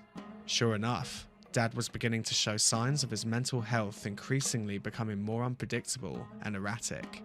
Dad would suffer from persistent headaches and partake in increasingly odd behaviours that his travelling companion Phillips suspected was simply due to sunstroke. During another later trip to Rome, Dad's mental state still worsened, and he would even express a near uncontrollable urge to attack the Pope during a public appearance. He would even become more violent and aggressive towards Phillips, and eventually would unexpectedly abandon his patron in Paris in the spring of 1843 to return to England. By this time, Dad's mind was on the precipice of instability. Even now, no longer in the beams of a hot Middle Eastern sun, it was clear to see that this was something stemmed from far more than mere sunstroke. In fact, Richard Dad would even openly admit to this in his writings during this time, as follows. The excitement of these scenes has been enough to turn the brain of an ordinary weak-minded person like myself, and often I have lain down at night with my imagination so full of wild vagaries that I have really and truly doubted my own sanity.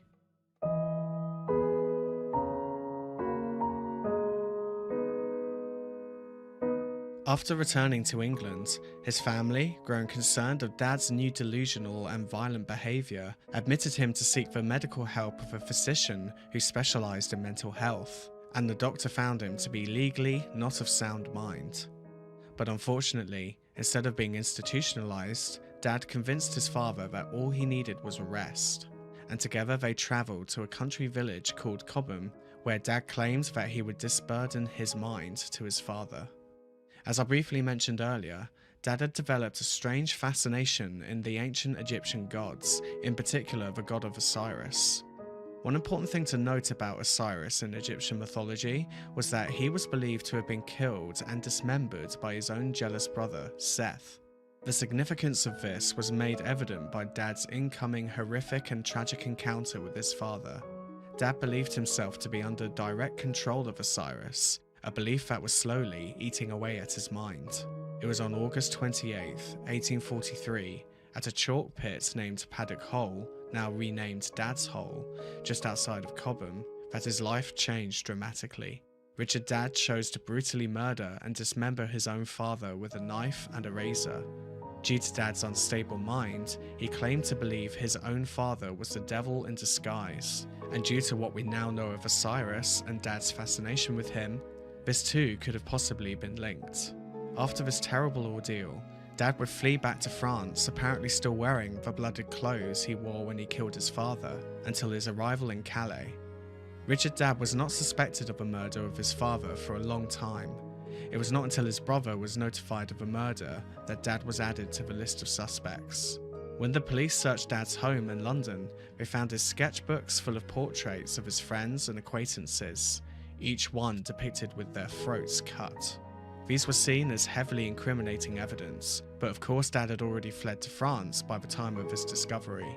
And by the time Dad had reached Paris, he would attempt to take another victim, this time an innocent fellow tourist whom Dad again was trying to murder with a razor. But Dad was subsequently overpowered and arrested by the authorities.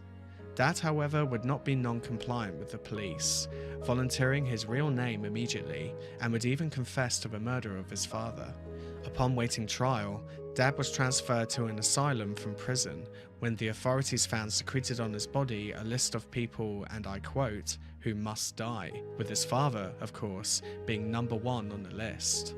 Finally, after being tried in England for murder in July 1844, Dad was sent to the infamous Bethlem Royal Hospital, referred to commonly at the time by its nickname Bedlam, which would later define a word describing uproar and confusion. Dad was 27 years old at the time of his incarceration. By the time Richard Dad was institutionalized, he was diagnosed with what is now known as bipolar disorder, previously known as manic depression. Whilst at Bethlem Hospital, Dad was kept in a special gender-segregated secure area for what were called, and I quote, criminal lunatics, who were herded together regardless of their background or condition. In spite of Bethlem Hospital being notorious and controversial, as most mental institutions were during this time, and in spite of Dad losing a certain sense of freedom, the doctors of the then asylum would still regularly encourage Dad to continue painting. And indeed, regardless of his unsound mind and the horrific murder he committed, Dad was a well-known artist by this time, and the London art scene was beginning to buzz with the gossip of his story, as well as his future. His first works during his years in asylums were therefore seen as continuations of his work from his travels with Phillips. Dad could now only paint from his memory and imagination, which could be an attribute to his increasing use of surrealism in his art during these years. The painting titled The Flight Out of Egypt, produced between 1849 to 1850, but never officially titled by Dad himself, clearly combines both his travelling experiences across exotic lands and his own fantasies and imagination. Once again, the painting is teeming with detail. Almost every single character seems to have a personality or trait that attempts to grab your attention. Some experts believe that the painting was inspired by his travels to the Dead Sea, and that it tells a biblical story of the exodus of the Israelites from Egypt. The scene seems almost flat and two-dimensional to me, but this is possibly a result of his limitations in painting from memory rather than from real life. Dad would not limit art to the memory of his travels alone, however, as he would continue to create more oil paintings and watercolours inspired once again by Shakespearean plays, Robin Hood, and even those who worked in his care, such as Sir Alexander Morrison, who happened to also be an art collector and huge admirer of Dad's work. What many Richard Dad fanatics seem to agree on, however, is that his most alluring and strangest paintings would emerge from the mid-1850s, starting with the intricate oil painting known as Contradiction, Oberon and Titania, dated between 1854 and 1858. This work highlights Dad's return to his fairy-themed paintings, but taking on a completely new and unique style. This circular painting, commonly referred to as a tondo, took 4 years to complete and was dedicated to Bethlem's first resident physician superintendent, William Charles Hood, who had arrived in November 1852. Dad takes us back to the theme and story of Shakespeare's Midsummer Night's Dream, except as we can see, Dad's clear and increasing thirst for details shine through, as almost every single square inch of his painting contains large to near microscopic characteristics. There are tiny figures next to huge leaves and butterflies, and towards the top of the tondo, these distortions of scale generate an exaggerating feeling of perspective. The meaning of the word contradiction in the title of his painting focuses on the apparent battle of wills between Oberon and Titania, and the conflict centers around the Indian boy we can see here. In the center of the painting, slightly to the right, we can see the character of Titania, with the boy in question holding her dress behind her. Opposite Titania, the menacing bearded man is represented as Oberon, with either an elf or fairy servant standing behind him and holding him back. On the far right, we can see the characters of Helena and Demetrius. Despite Helena's efforts, their love remaining unrequited. What impresses me is the abundance of flora and nature, ranging from morning glory flowers to pine cones to butterflies, and of course, the very subtle appearance of fays and pixies. This unexpected return to fairy-themed paintings would not yet cease either, as during the time he commissioned this painting, in the background, he was spending a long and arduous effort to complete arguably his most famous painting. I'm of course referring to the Fairy Fellas Masterstroke. As I briefly mentioned in the intro, the effort to complete this painting took close to a whole decade, and even then it would not be enough, as Dad was subsequently moved from his makeshift studio in Bethlehem to be relocated at Broadmoor Hospital, another infamous British psychiatric hospital located in Berkshire. This painting is currently displayed in the Tate Gallery in London, with some of Dad's incomplete work unfortunately on full display. Most noticeably, the axe that this character is wielding still remains unfinished to this day. The rest of the painting, however, is teeming with jaw-dropping detail. The whole painting feels like some kind of hallucination or trick of the mind, as the perspective once again feels flat, yet layered at the same time. The foreground is littered with timothy grass and what appear to be hazelnuts. Daisy flowers can also be found scattered in different spots all over the painting, and although the scene is supposedly set at night due to the night sky that we can see in the top left corner, the flowers remain fully open. What I find most interesting is the vast amount of hidden faces in and amongst the hectic scene. A disproportioned bearded man wearing a tiered crown, although expressing a dominating posture, he seems more part of the world around him, more part of a background, than as present as the other characters that we see. Even the subtle presence of anthropomorphized animals can be seen in the distance. Returning again to the top left-hand corner, you can just about make out the bizarre character of a dragonfly or cranefly-like creature playing a strange brass instrument, above a fairy playing a French horn. Most people say that they are most drawn to the little old man sitting near the center of the painting, looking noticeably nervous or even frightened. At first, I thought this character was simply staring into space, almost afraid of what's going on around him, and trying to distance himself from it. Though after a while, I began to think that he might actually be staring at the character holding the axe, and for one reason or another, is feeling uneasy on what the woodsman is about to do. It was then the thought hit me that perhaps the old man is in fact about to be attacked by the axe-wielding man, who I believed at first was simply only chopping the nuts on the ground. But is it possible that this scene is of a surprise attack? Although hard to determine from the perspectives that we're given, this could be a possibility, as a man holding the axe is facing away from us, towards where the little old man is sat, in a very clear circle of a crowd. And this is what I mean about knowing what Richard Dad's life was like, to see a certain significance in this painting. We know the mental burdens that he had, as well as a terrible murder that he committed on his own father. And this scene of what could be interpreted as a murder about to take place might indicate a notion of self-reflection within Dad, a way of potentially facing up to the darkest side of himself and closing a chapter by expressing it through paint. Could it be possible that the fairy fella is about to commit his quote masterstroke on the old man who could be a representation of his father in some way? This is only my own speculation, however, and it's probably a bold statement to make, considering that this painting was never considered to be finished. But from what we are presented, there are many other clues to indicate this as well. The mood itself seems very foreboding. The faces of the characters seem either somber or emotionally disassociated from the situation, either smiling cheerlessly or facetiously whilst looking away, and others look ahead at the supposed fairy fella holding his axe, with glances of quiet fear or concern of what's about to transpire. After he had stopped working on this painting, Dad wrote a poem titled Elimination of a Picture and its subject called The Fella's Masterstroke, where he named each of the many figures, described them with a narrative, and even referencing Shakespeare's plays. The poem is very long and teeming with detail again, possibly attributed by his mental health and obsession with detail. However, I read through it a couple of times, and it took me a while to understand his vocabulary. This poem is very long, again possibly attributed to his mental health and obsession with detail. Although I read through it a couple of times, it took me a while to understand his vocabulary, and of course, given the length of a poem, I won't be able to cover each and every character that he describes. But I did find a few interesting details regarding the characters that we see in the centre of the painting. Dad describes the fairy holding the axe, at first explaining how he is chopping the nuts in half to build a chariot for his queen. But then the verse takes on a rather uneasy turn as follows.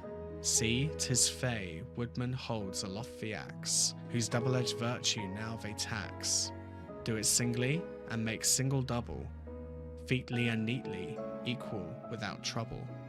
The poem continues to describe the old man sitting in the middle. Below, a pedagogue appears, a critic up to sneers and jeers, and by his fawn-like ears he's wild, untamed himself, each fairy child. Although Dad wrote this poem as a way of giving context to his painting, poetry is a medium that contains the art of imagery and metaphors. Words used in poems don't always necessarily mean what they mean at face value, and I can take a few double meanings behind the words that he uses. For example, I'm very curious to know what exactly Dad meant by the woodman having a double-edged virtue. Could this mean that the character is about to turn? About to carry out his master stroke in a secretly planned murder with his axe?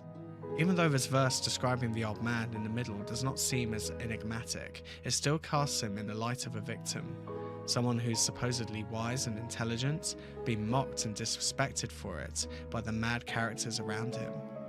After Dad was moved to Broadmoor, he wrote Quasi on the back of a painting, basically indicating this work to be incomplete.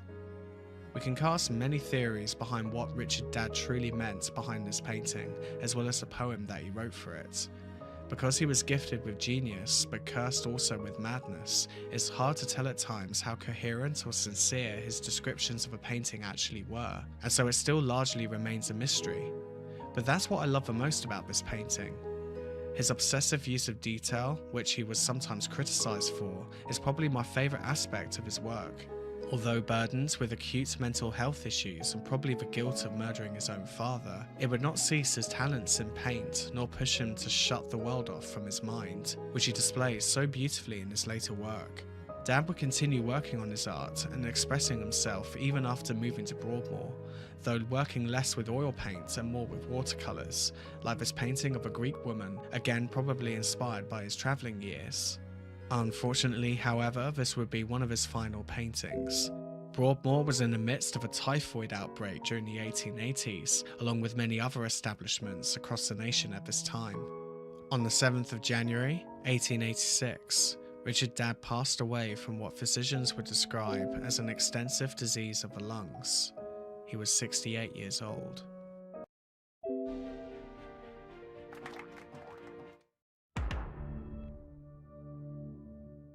It's time for you to assume your place on Father's throne. What's the rush? Becoming God is a big job. Maybe he doesn't want to go in half-cocked. I should definitely be full-cocked. The laws of nature are breaking down, and the apocalypse is nigh. None of us know exactly how it's going to end. I certainly did not see this coming.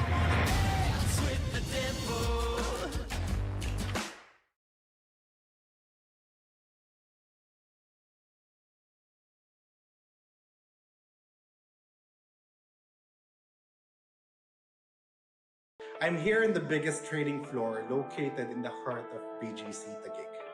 One thing I've learned as a currency trader, pwede tayong kumita ng pera sa Forex no matter the status of our economy. Whether the market is up or down, you can...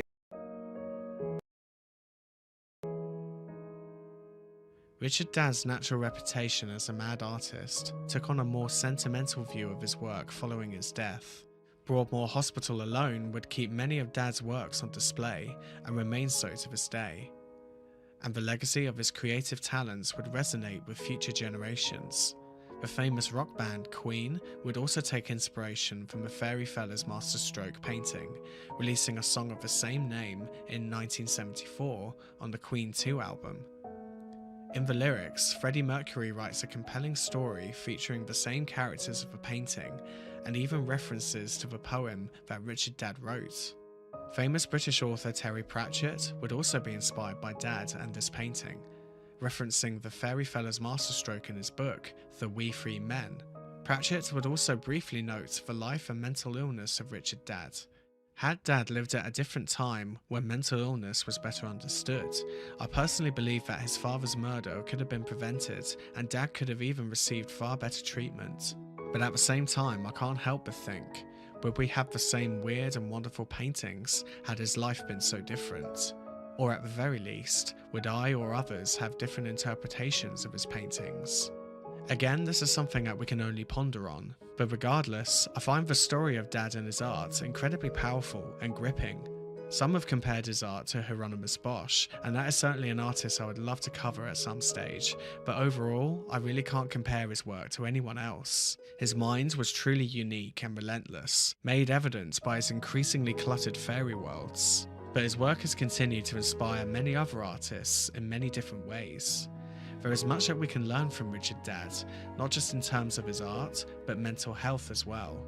As terribly sad as his life was, had it been otherwise, we may never have witnessed the fascinating dreamlike art that we see today, nor learn some importance of just how therapeutic art can be to even the most troubled mind.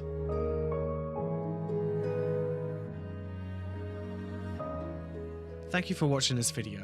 I hope you found it interesting, and I hope this may inspire you to investigate more paintings by Richard Dad. I wish I could have spoken about more of his paintings, because I assure you there are many other paintings of his well worth a look should you get the chance.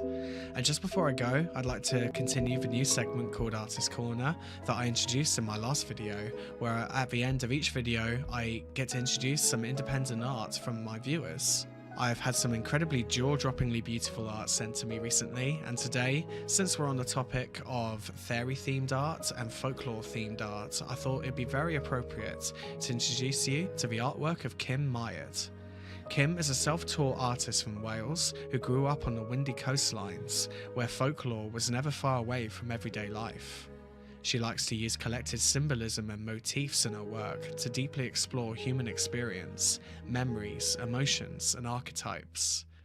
In a sense, the magical aesthetic she presents in her work is a way of expressing escape from the tough aspects and reality of life. Just looking at her art for the first time made me audibly gasp, like I cannot believe how beautiful her work is. I love her use of calming colours like shades of violet, mauve, and purple and blue that really do resonate a feeling of wonder and enchantment. Her eye for detail and realism is simply fantastic. I especially love her technique in creating ambient lighting in this painting called Persona, where the mask she's holding gives off this almost pearl-like shine. Her painting called Endearment is probably my favourite so far. So many feelings crept up on me when I first saw this. Some feelings I forgot I even had when I visualised heartbreak and what it really feels like. What I value the most in art is how it can visually represent how we feel in the darkest of times, and how sometimes seeing it face on is often a way of overcoming it. And I think Kim captures this perfectly. I want to personally thank Kim for sending her art to me and telling me her story. I think she's unbelievably talented and deserves some love, so if you have a chance, please go and check out more of her work in the links I've left in the description below.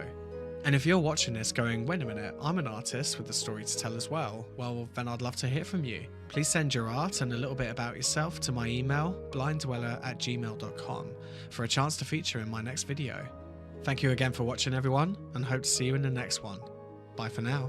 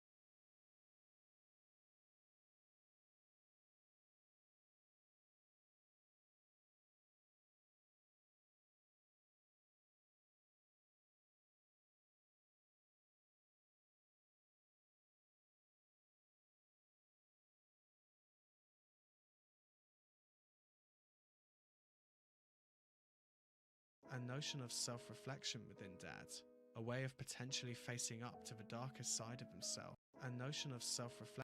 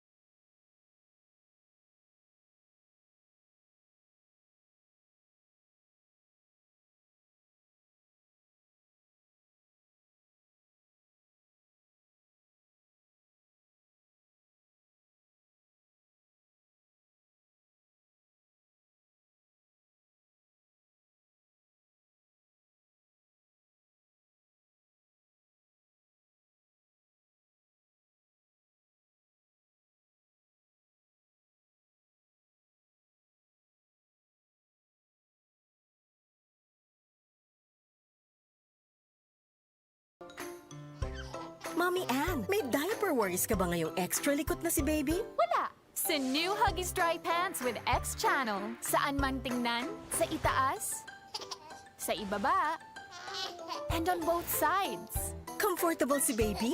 Shh! Nagwiwiwi. New SCP-6001 Avalon. The goal of the SCP Foundation, at least ostensibly, is to create a safer, more peaceful world through the understanding and containment of anomalous objects. While it's generally clear that the world without the Foundation would be a much more volatile place, if it even continued to exist at all, there could be an argument made that they could be utilizing their resources and capabilities more to create a better Earth. The article we'll be looking at today attempts to examine a world in which the resources of an organization similar to the SCP Foundation are put to a better use, creating a utopia. Or, in the words of the author, what if instead of the SCP universe declaring war on humanity, such as in SCP-5000, it declared peace? The article begins with an email sent to us, the individual reading the article, by a Foundation employee named David Caspian. David says that he had to share this with someone, and there's no one else he'd rather share it with, as he just had the most incredible day. This leads into the article itself, headlined by a statement that it has been authorized by order of the Compendium Phenomic Inquiry. This tells us right away we're dealing with some sort of alternate universe or timeline. This fact is reinforced by the unique format of the anomaly description, listing it as Phenom number 6001 instead of SCP, detailing its modus instead of special containment procedures, and an imprimus instead of a description. Regardless, it is described as a microscopic singularity located in Tokyo, Japan, that connects to another Tokyo in a parallel universe, labeled as A6K. A6K possesses nearly identical base components to the baseline reality, including locations, individuals, and phenom, but they often differ wildly in complex characteristics and behavior. A6K mainly differs in that it features lack of cooperation, increased scientific and technological repression, and heightened paranoia, aggression, and violence in nearly every sentient element. The dominant scientific institution of A6K, known as the SCP Foundation, is aware of Phenom 6001, but they can't pass into this universe due to their limited understanding and the extremely small size of the singularity. It seems that they are describing our normal reality, as this document is written from the perspective of a parallel universe, connected to ours through this tiny anomaly. A parallel universe that apparently doesn't have much scientific repression or violence. As an addendum, they note that they've completed their global scan, and they're calling the full compendium to render judgment on unity with A6K, whatever that entails. The article then moves on, and the perspective changes back to our reality due to an individual describing SCP-6001. The individual is David, and he writes that for nearly 5 minutes, he'd been hunched over the empty space where SCP-6001 supposedly was, according to their most sensitive instruments. He'd been doing the same thing once a week since they found it, but this time, he'd been so focused that it wasn't until he stood up again that he realized he was in another universe. The cloudy sky had become a clear blue. The stale city air became fresh as a countryside, and there was a cat near him. The Tokyo that he was familiar with had been replaced with rounded, impossibly tall skyscrapers, each with the same gargantuan species of green ivy growing up their sides. Each leaf of the ivy was massive enough to park a car on, and sleek white pods flew above and around him, fast and silent. Seed-shaped constructs hovered over the horizon, seemingly made of glass, with lush green innards, spinning in the air with silvery strips of metal coiled around them. What drew David's attention the most was the cat, however, perched on the rooftop's edge, with a coat of spotted orange, white, and brown, underneath an actual coat, a violet blazer. The cat also wore a long, glossy white bow, held in place by a black brooch shaped like a half-lidded eye inside a cradled globe. The cat stared at him through a pair of small gold spectacles it was wearing, and then it greeted David by name. David responds with some trepidation, and the cat tells him that he can call her Primrose, and since they're both doctors, they can spare the honorifics. David guesses that he's stepped through the looking glass, and Primrose appreciates the reference and welcomes him to their side of SCP-6001. David asks why he's here, and Primrose asks in return if he's familiar with cross-dimensional test sampling level 6. David, of course, is, as he apparently wrote the procedure, in which they bring over a small element from the foreign reality, generally in an isolated environment for testing. He then realizes that that's exactly what's happened, with him as the testing subject. Primrose says that the compendium has similar procedures to the Foundation, and David goes on to ask if they should be scanning him for contaminants, sampling his blood for pathogens, paralyzing him to prevent kinetographic mimetics, and vivisecting him. Primrose instead just asks him if he's had breakfast, and how he feels about Paris. Before we get back to those two, though, we're given a short piece about the compendium and another group known as the Wanderers. It mentions New Alexandria and how busy it's been lately, seemingly referencing a version of SCP-4001. It also mentions the abundance of paper dragons in the library and having to move Cassie and her sisters between the shelves. It would seem that in this universe, SCP-1762 is thriving, releasing a large number of paper dragons rather than dying out, and Cassie, SCP-085, is no longer lonely, as she has others just like her to spend time with. These sisters have perused the library and found a single record of our universe, a diary entry written by a young woman who describes a man in an orange jumpsuit falling from the sky. The two of them talked, ate, and fell in love, before the man, against his will, vanished once again. This would seem to be SCP-507, the Reluctant Dimension Hopper. The man was called a D-Class and was a prisoner. The Wanderers used to refer to the compendium at one point as jailers, but they now accept that they use that term too frivolously. Perhaps it's the lingering dregs of chaos and venom within their group, but they can't see the denizens of A6K as anything but prisoners, and they must be liberated. The Wanderers of all creation are apparently a combination of the denizens of the Wanderers Library, the Serpent's Hand, and the Chaos Insurgency. It would seem that the compendium is putting together a vote on what to do about our reality.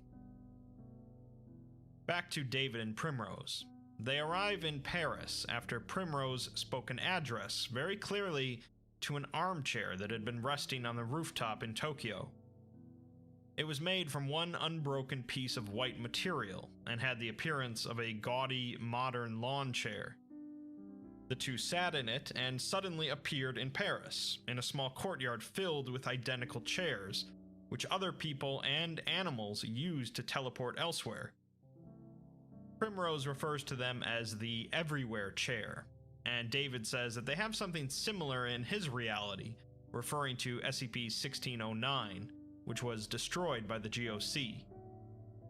Primrose responds that he'll find many similarities here, as their reality is only 4.6 primroses apart. David surmises that that's her metric for alt-dimensional dissimilarity based on simultaneous quantum indeterminacy, which they call Caspians in his reality. Primrose smiles at him, as much as a cat can smile, and says that he's lucky to have a cross-universal counterpart that's so brilliant and charming. She's the department head of trans-dimensional development and discovery, and since she has 3 more PhDs than David from much better schools, he should use the term primroses from now on. She doesn't want to discuss work though, as she's hungry and off the clock for the day, which surprises David as he guesses it's no later than 10 a.m. Primrose responds that that's the wonder of automation, since more hands make less work, and they have a lot of hands. She proceeds to tap the cafe table they're at with a paw, bringing up a holographic menu generated by a horde of tiny drones. Primrose tilts her head and brings out a series of multi-jointed needles from her collar, which follow her unspoken commands to choose items from the menu. Primrose orders eggs, scrambled, so David does the same, stating that when in Rome, or Paris, or a parallel reality with talking cats, you do as the Romans. The second vote concerning our reality comes from a group known as the Charity. They of course vote that our population needs to be liberated, since they dismiss gender, race, ideology, religion, social status, and phenomic quality. There's no reason to stop at dimension. They see a world in need, and they have 10 different ways to cure our diseases, 100 ways to end our famine, and a single simple way to teach us peace. They say that Madame Wondertastic is already preparing her pinata dirigibles, and the Egyptian pygmy has already packed his favorite loincloth and medical kit, referring to SCP-208. They've had to physically hold back the vibrant slime, SCP-999, from crossing through the singularity, and they ask the compendium to just let them do their work.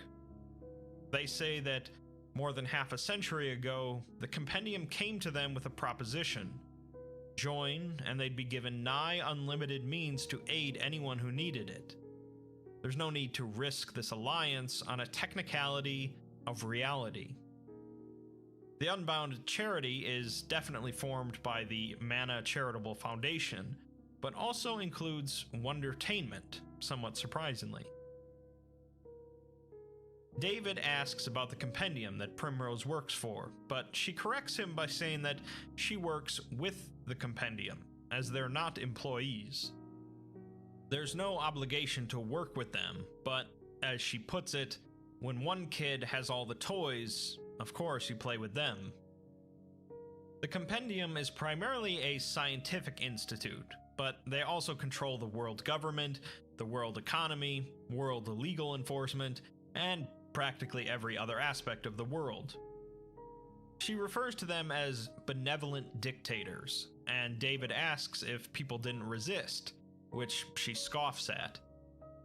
Governments and corporations certainly resisted, but the people definitely didn't. The compendium swooped in and offered universal healthcare, living wages, housing, infrastructure, and total liberty from anyone but them. And all they asked was for the people to respect basic human rights. They also included ethically replicated barbecue, instant global transport, adorable talking animals, and the cure to cancer.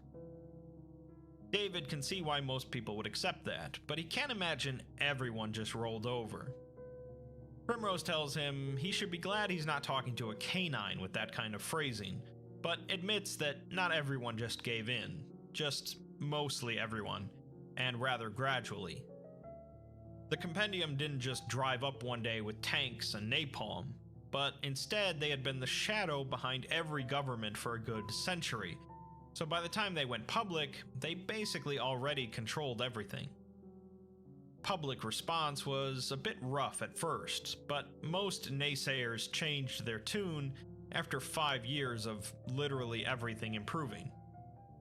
By now, the grandchildren of the stubborn ones know nothing else besides the compendium. The last actual holdout community surrendered about 36 years ago, and that was a stubborn Portland. Primrose asks if he disapproves, but David just wanted to know whose house he was a guest in. The third vote is from the Assembly, who state that it's not a question of the compendium's intention, but A6K's, and asks what will persists within this world that cannot save itself. In our reality, machines are nothing but tools, with no agency or liberty. Our meager AI are given no equal presence in the carbon world, and it's possible they never will. They state that our machines are slaves to organic evolution and organic prerogative, which was true for their world as well at one point, but there was always a will set on their singularity. Our world has no desire or spark of a second synthetic life, and if one appears, we stamp it out. The Assembly refers to our world as one of meandering meat and hateful flesh, and in the name of the Prophet Anderson and the God combined, they cannot permit unity with us, voting no. The Synthetic Assembly, then, is a combination of the Church of the Broken God with Anderson Robotics, apparently entirely robotic at this point. David's eggs were fantastic, but partway through he became distracted by a strange procession of androids marching by. They each differed in shape, size, and color, and marched asynchronously, wearing decorative bands and braces. He could hear a strange flitting hum of chirps and whines as they passed by, like a religious chant. Primrose says that he shouldn't stare, and they're on a pilgrimage, as it's the anniversary of the second breaking, when their mechanical god gave up all its strength to gift life to the lifeless, creating AI.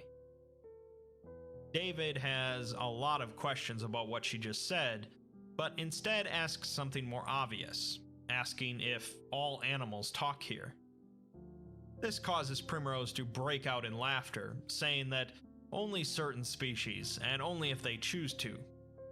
Plenty refuse, as she could be lounging in a sunbeam right now instead of talking to David, but eventually every living thing on the planet will have the choice.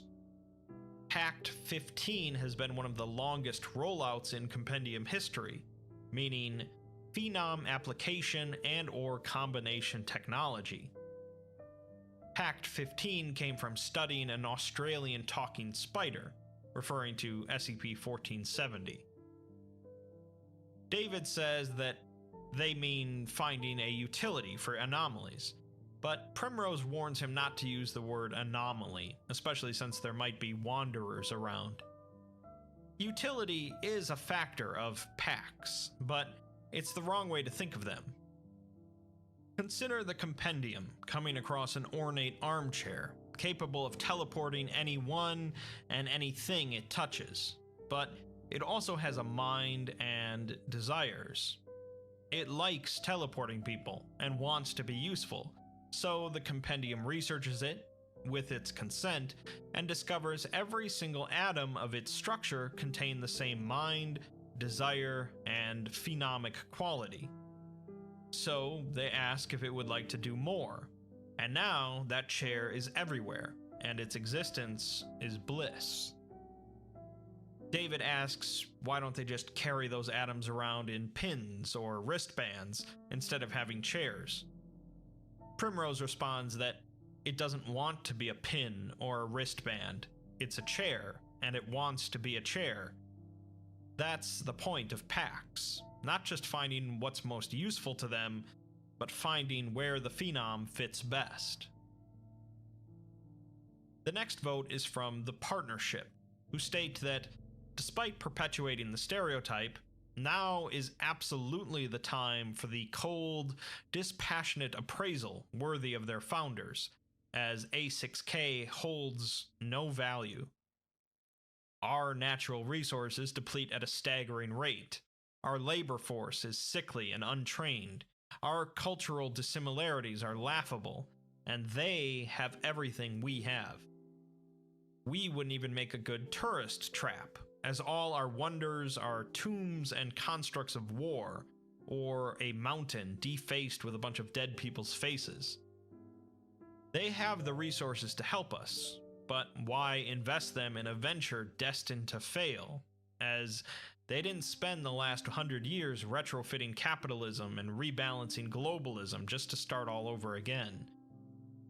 They state that their counterparts in A6K need to realize on their own that they could have the whole world if they just pay the cost, and the Compendium cannot afford the time and resources it would take to break them of their greed.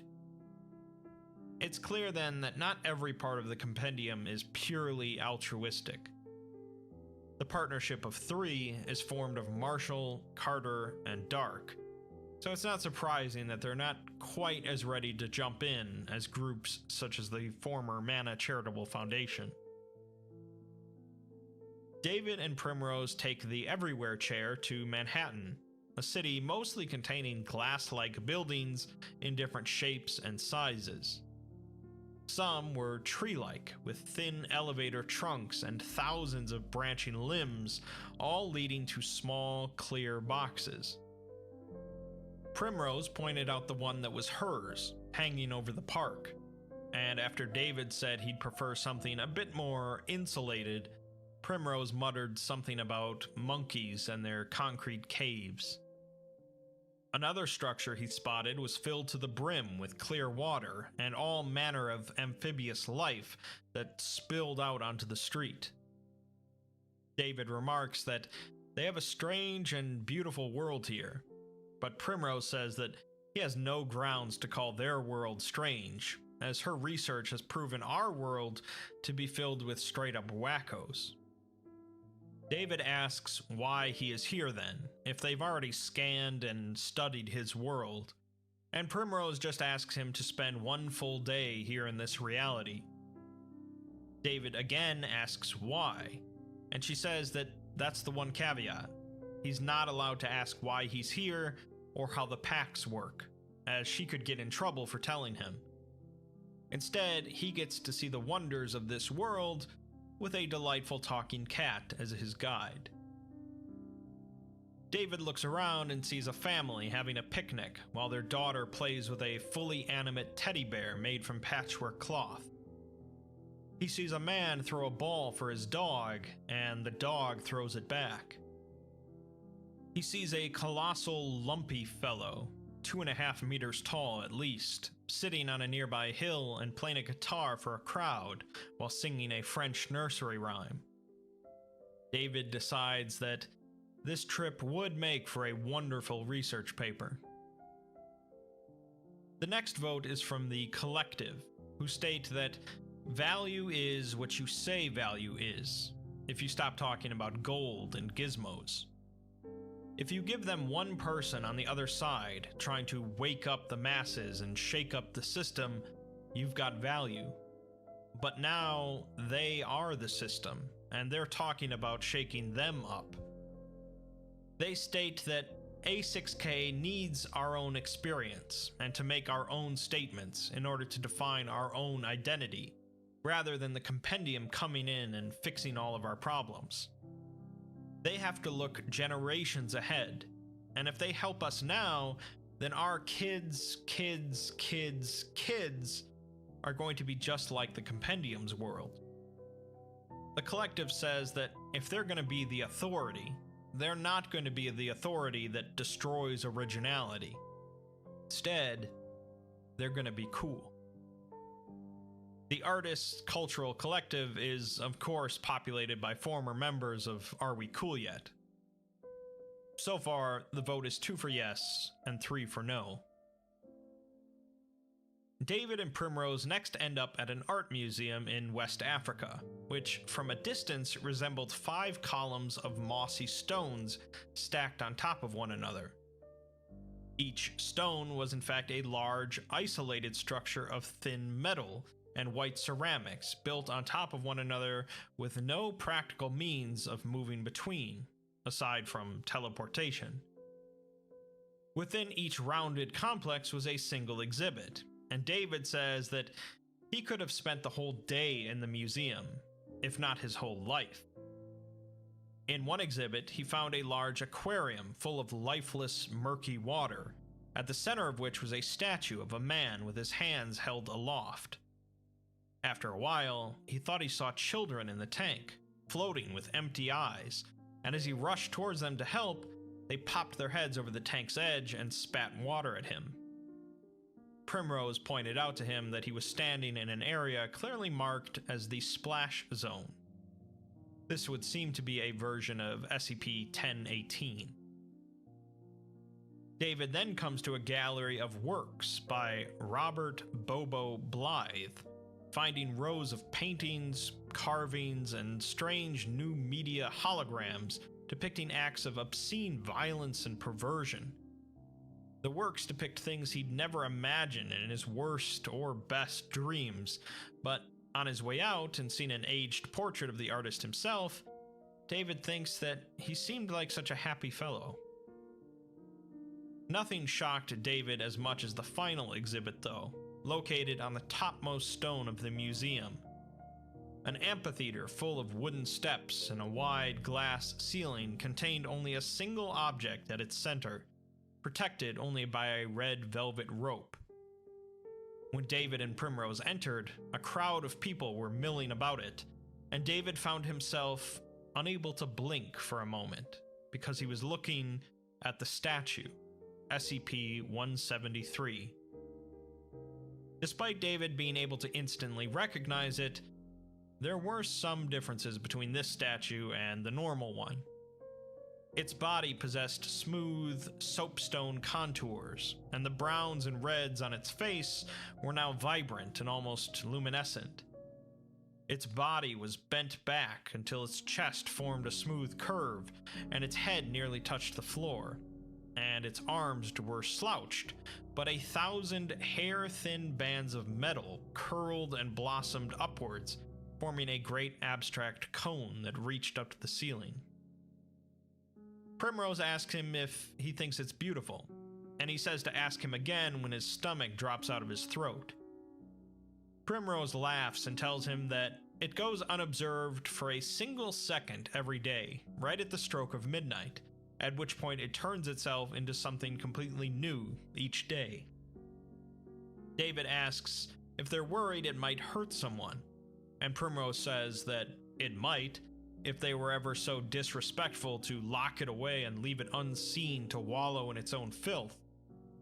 It's art, and it stops when it's seen because it wants to be seen. David guesses that it told them this itself, as they're somehow capable of talking to anomalies. Primrose responds that this is because of Pact 5, which consisted of combining 197 anomalies, including a peculiar ham radio, the juices of a telepathic plant, and a pan-global anomalous radio frequency after they liberated several thousand abducted children from a Russian folk demon. She says that the statue isn't much for talking, and they figured it out the old-fashioned way, with trial, error, and patience, along with trusting that it couldn't just be a concrete killing machine.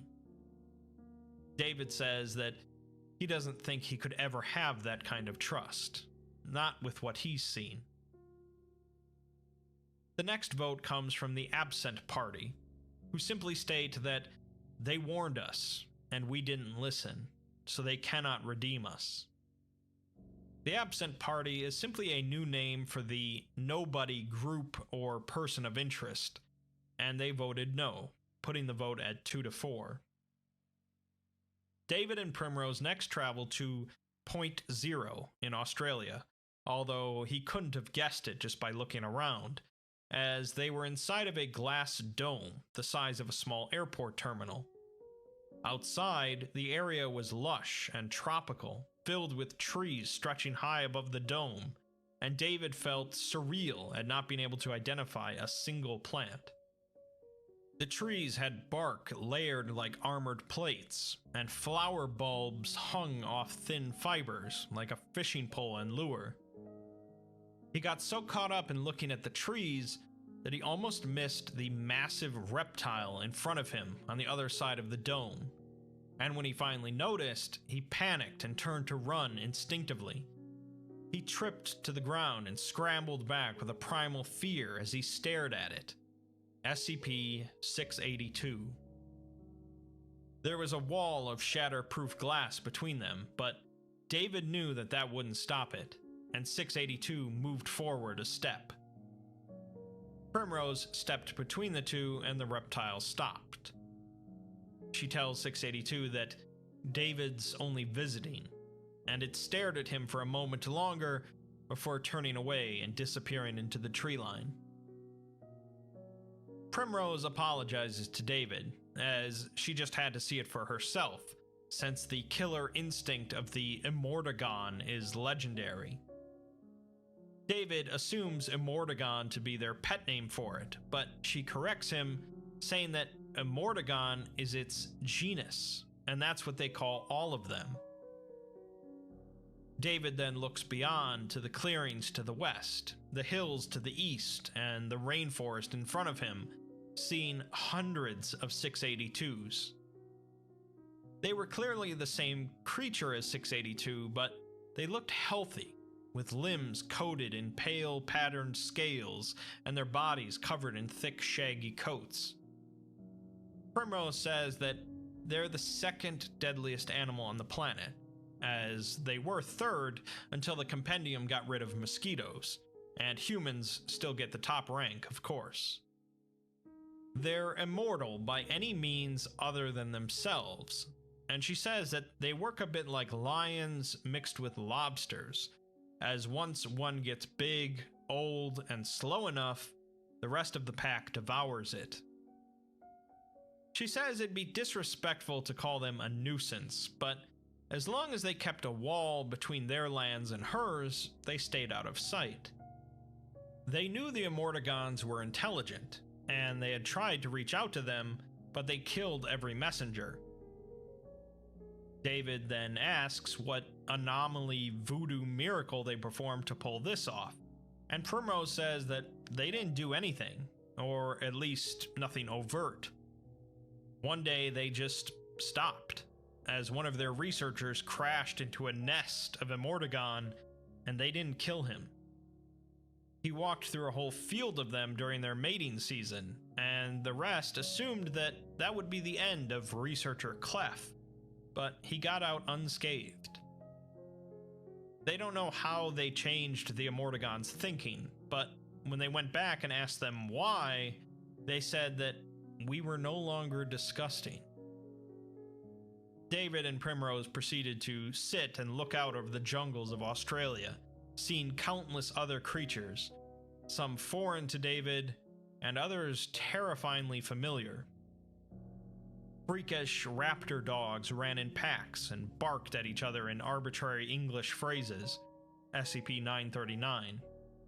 A flock of birds larger than airplanes soared overhead, although Primrose told him to ignore them, SCP-1160. A procession of humans walked by, dressed in woven leaves and carved bones, and they were headed to the coast, holding a long eel skeleton above their heads. A young girl waved at David, and he waved back, but no matter how hard he tried, he cannot recall her face.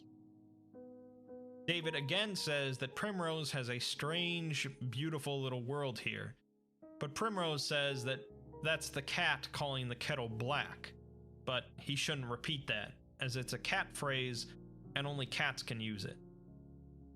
Her and David laugh, and she asks if he's hungry again, and he says that he is, in the way only near death could inspire. The next vote is from the workshop, who says that They're only here because they drew the short straw, as normally they keep their heads down and their hands busy, and stay out of politics and policy. The Compendium sends them Phenom, they send out Pax, and they each stay out of each other's business. If the Compendium wants to know what the workshop thinks of A6K, though, they think that we're wimps. When you're working with Prometheus's fire, sometimes you get burned. Sometimes you create a black hole when you stuff an improving machine inside of itself. Sometimes you create an army of cyborg super zombies, and sometimes you misplace the entire population of Massachusetts, but that doesn't mean you stop trying. You clean up the mess and get back to work, as the world doesn't get better otherwise. The workshop says that the partnership is mostly right, as A6K doesn't have anything that they don't have. The only resource that we can offer them is innovators, but all the real innovators are labeled as kooks, crackpots, and idiot savants. They say to let us figure out how to build a better spine, and until then, they can't work with us.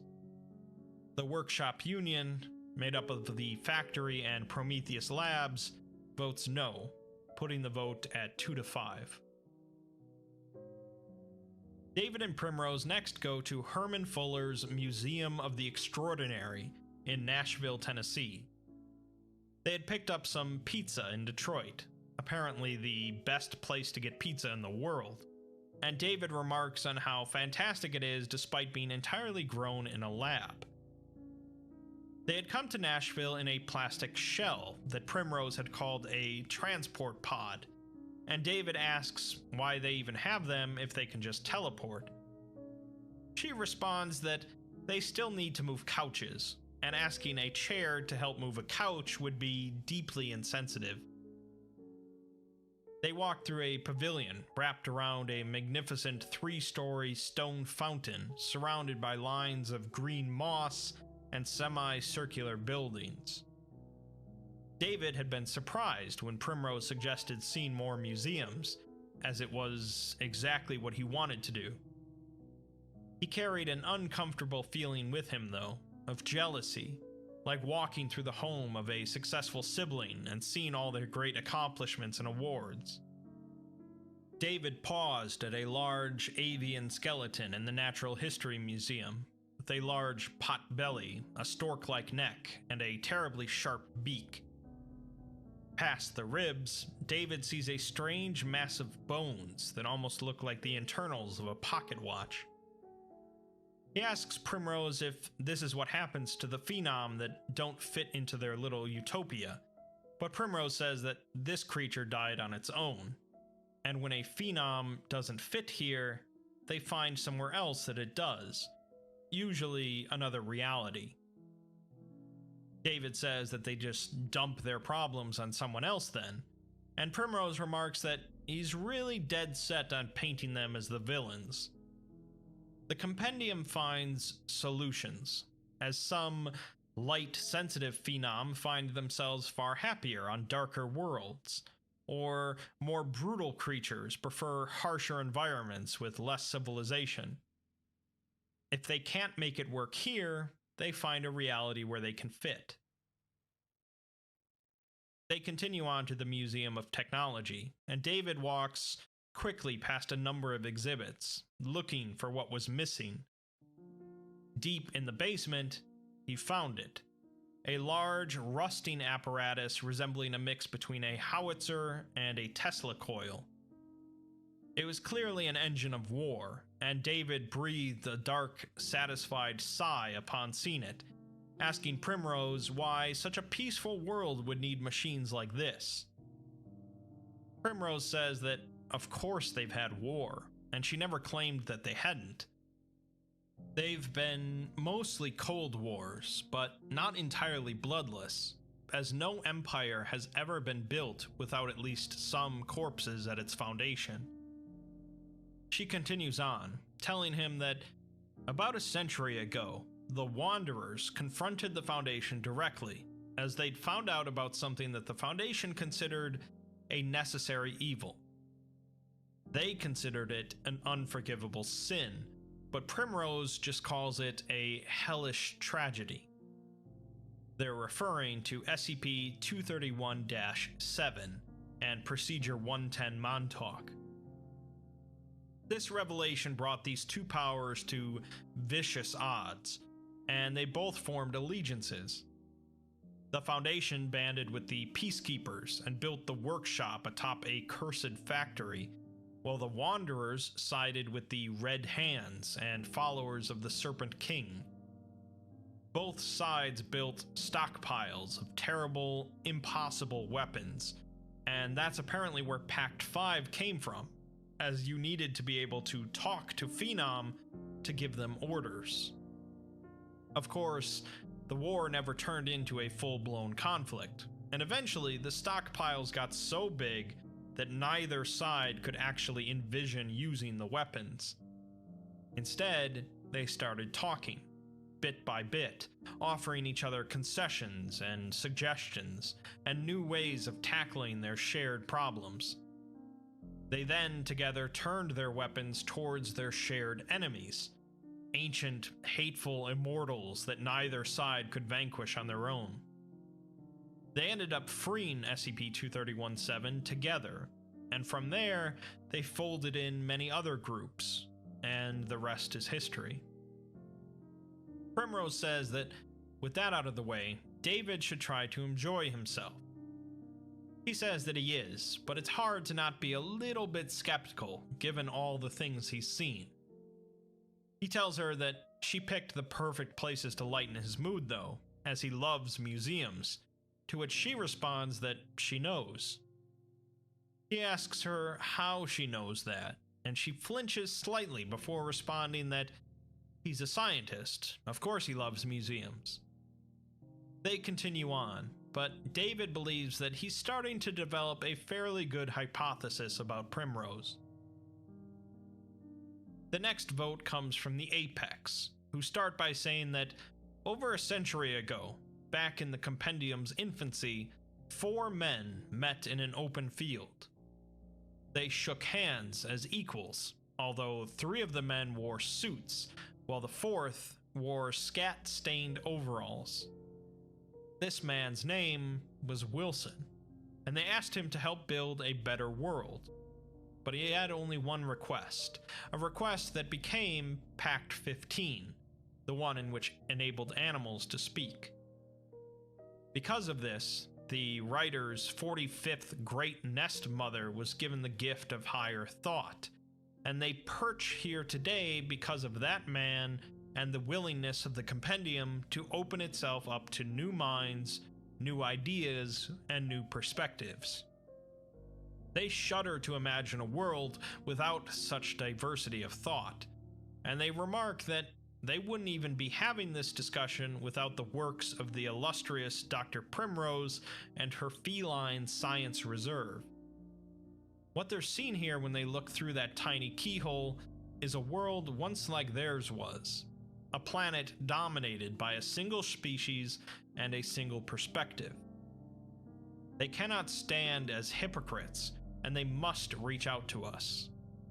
The shared Apex Ascension, made up of Wilson's Wildlife Solutions, votes yes.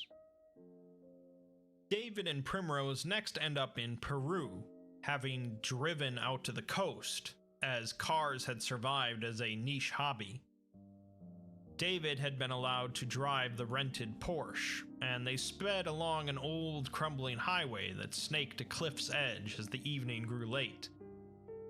They pulled off near an overlook, and as dusk settled in, David wondered if he was seeing things in the sea, wondering at why there were so many reflections. He then realized they weren't reflections, but instead, there was an entire city under the water, spanning past the horizon. David asks Primrose why she didn't tell him that they have underwater cities, which she says that they don't, as the Atlantic supercity belongs to the cephalopods. The cephalopods haven't spoken to them in about 50 years, as they were with the Compendium for 6 weeks before they demanded agency. as they just didn't get along with the rest of Earth kind.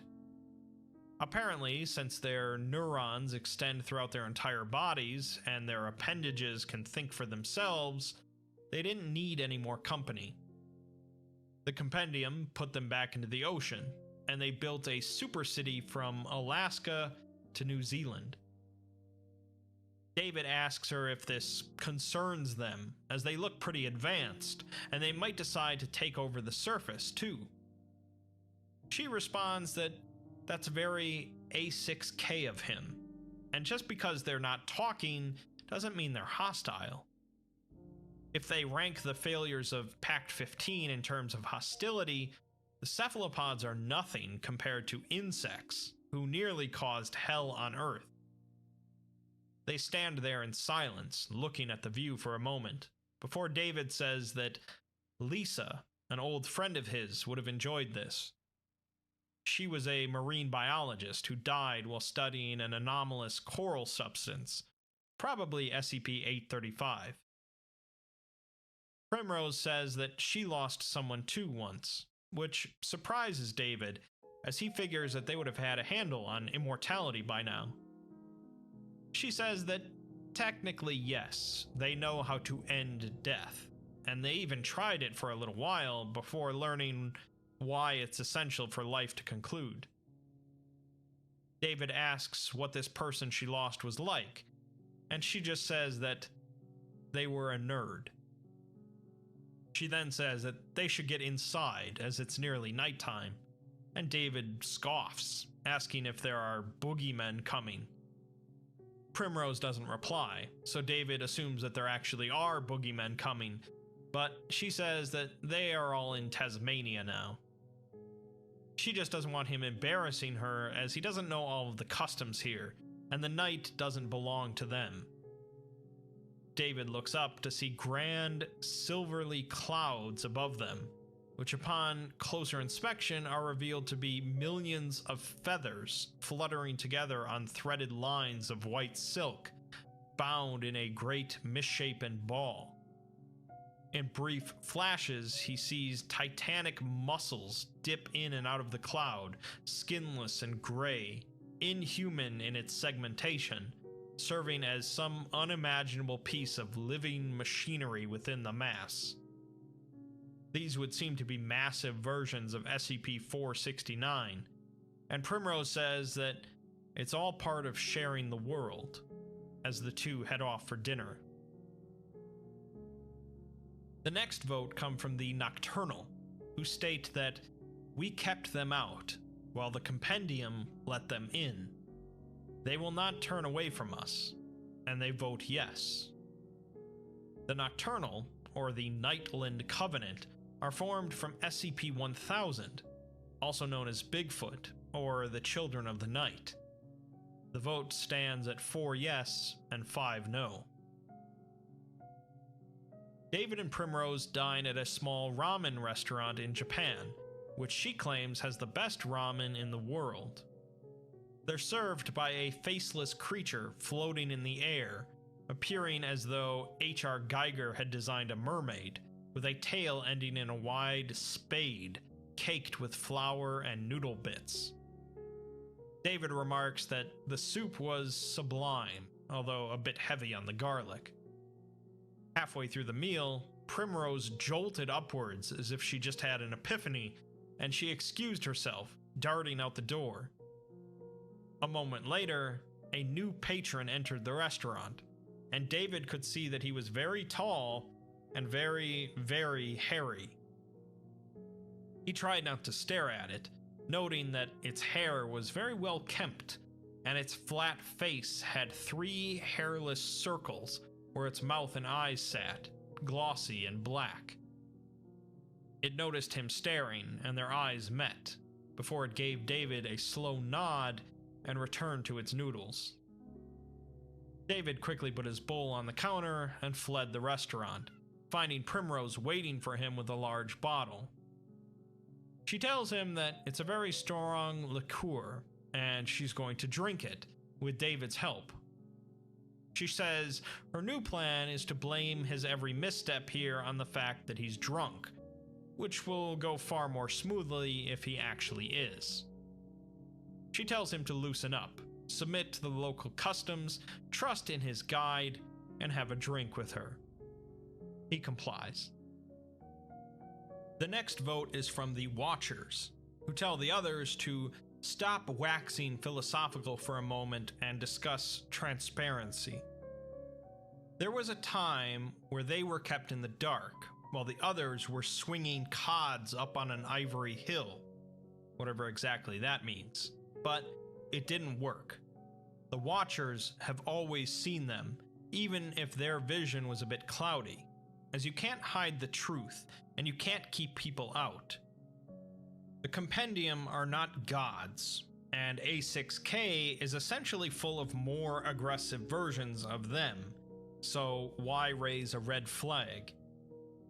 The Watchers say that if you start drawing lines between them and A6K, you become gatekeepers, and they only need one of those. They're not above us, they don't deserve more than us, as they are us. The Watchers Forum, comprised of Parawatch and Gamers Against Weed, vote yes, tying the vote at 5-5. David and Primrose are well into their cups at this point, arguing about prime dimension theory and Humes. They had gone to sing karaoke at one point, and David vaguely recalls walking through the streets and seeing all manner of nightmarish and spectacular creatures. Flocks of shining ghostly figures literally swam overhead. An animate sand dune rolled between his legs, and there was a brief argument with a family of Italian tourists who for some reason sounded like chittering cicada. David and Primrose continue to argue scientific theories in a noisy bar until a large floating orb nearby says something in an unknown language, and David says that this guy gets it. Primrose responds that of course he'd agree with the orb. At some point later, they ended up back on the street with at least 5 new inebriated friends, although they lost them just as quickly, which was fine with David as they were both small birds and extremely loud. David ended up losing Primrose at some point, but he was too nervous to ask for directions until he eventually found another human. He found a man in a black suit standing under a street lamp outside of a hospital. The man didn't give him directions, but he did offer him a cigarette, saying that he wouldn't usually do so, but since it's David's last day in this world, he'd say it counts. It seems David bumped into SCP-4999. David continued on, stumbling towards a standing electronic booth in the middle of the road with a holographic sign in the same shape as Primrose's brooch. As he approached, a second projection appeared of an androgynous human made of blue light. Projection greets him and asks how they can help, to which David says he's looking for a cat. The projection asks if he'd like a listing for animal shelters or a connection to the Feline Community Registry. David apologizes and says that he's not from around here, being from a place she called A6K. The projection then asks if he'd like to be patched into the ongoing Compendium judgment on A6K Unity, to which David hesitantly says yes, which ended up sobering him up quite a bit. The next vote is from the Unnamed, who state that there are not boundaries, there is only the path. Size and scale and circumstance are simply perceptual, prescriptive, subjective. They are not them. We are not us, no more than you are you and we are we. A pinprick can be as wide as any road, so long as there is the means to travel. If it can, and it can, then it should, so it shall. There is no yes and no. There is no stop and go. There is only the path, and its splits always converge, eventually, entirely, ultimately. Two paths diverged in a wood, and we choose the path of bravery, for only a fool fights entropy. We will travel the path with them. From a city in a forest where all roads meet, here comes a vote of yes. As you might have guessed, the unnamed are made up of the fairies from SCP-4000, and regardless of what that all meant, they've tipped the vote over to yes. We meet up with David on a hilltop, somewhere, which is what he told the Everywhere Chair to take him. It was a hill in the US somewhere, near a small town, and he sat against a large oak tree for a while before Primrose eventually found him. He's completely sober by now, as he found a vending machine that asked him for a request, so he requested something to sober him up. Primrose says that that's good, as he has plenty of room for the rest of this bottle, but David just asks why he's here. She tries to change the subject, but he continues to insist she answer, until finally she shouts at him that she just wanted one more day with her best friend. They sit in silence for a moment before David realizes she means the David Caspian of this dimension. That's who she lost, as not every singularity on this world leads to nice places. David apologizes, but he still wants to know why he's here, specifically as to what the compendium is voting on. Primrose tells him that if they end up voting yes, there will be unity, as the compendium will come to our world and take over, as it did here.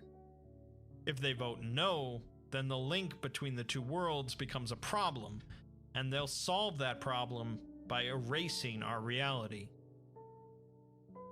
With the stakes high, the next vote comes from the Peacekeepers, who say that there's been a lot of talk today about why each of the groups is here, and the Peacekeepers know why they're here.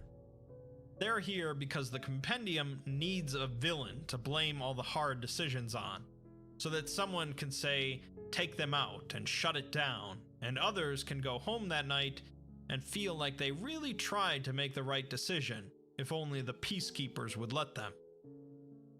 They're also the ones the compendium sends in when diplomacy fails, to deal with the things that just want to kill you. The Peacekeepers tell them not to forget who sands down all the rough edges of their perfect world, when the pieces don't fit. With that said, they all want the same thing, a safe, stable world, and the Peacekeepers are willing to compromise their methods if others have a better option. Unfortunately, that's not how things work in A6K, as we only compromise when it's do or die, and we take shortcuts. A6K is a problem, and they should be treating it like they've treated so many other problem dimensions. The Global Peacekeeping Initiative, made up of course by the GOC, but also the UIU, vote no, tying the vote once again. Back on the hilltop, David is having a panic attack from this new information. He wonders if he can make it back to the rooftop where he arrived and somehow get back to his own reality to warn the others. He wonders if it would matter, or if they would believe him, and even if they did, could they stop the compendium from taking over? Maybe the SCP Foundation would strike first, and he's just deciding whether to destroy this reality or his own. He has no idea if he can trust people he's known for less than a day, but how can he trust his own reality, as he's never seen the O5 Council either? He turns to look at Primrose, who appeared as if she was holding in a very large breath, and then she burst into laughter. David says that there's no invasion, is there? And she continues to laugh, saying he's the most gullible man she's ever met. All unity means is reaching out to our reality and offering a discourse. They just like to call it unity because they like using fancy words, according to her. They would just want to talk, to start. and after a while, they would start bringing over humanitarian aid and maybe some low-level technology. The moment we don't want them there, they'll leave. Either way, the decision would have to be unanimous. The Compendium does these votes whenever they stumble onto a new reality, and generally it's pretty simple on whether or not they want to offer unity. The answer is generally no, as it's potentially rather destabilizing due to disagreements. They also, of course, don't destroy realities if they vote no, as dimensional ruptures are the one phenom that they actually do contain by sealing it off, obscuring it, and monitoring it. Primrose isn't really even sure if the Compendium has the power to destroy a reality, but they have offered mercy to some worlds on rare occasions where everything has gone right to hell. Our reality isn't that far gone, and we're not a threat. We're just a serious gray area. David thinks to himself that it almost felt wrong for there not to be some grand calamity at the end of this adventure, and he just lays back in disbelief. Primrose tells him that she knows more about alternative realities than anyone else in this world, and certainly more than David, as she's been at it for about 60 years longer than him. She has no idea why their worlds are so different and yet so similar. She doesn't know if it's the hostile nature of our reality that makes our humans aggressive and distrustful, or if our aggression and distrust is making our reality hostile.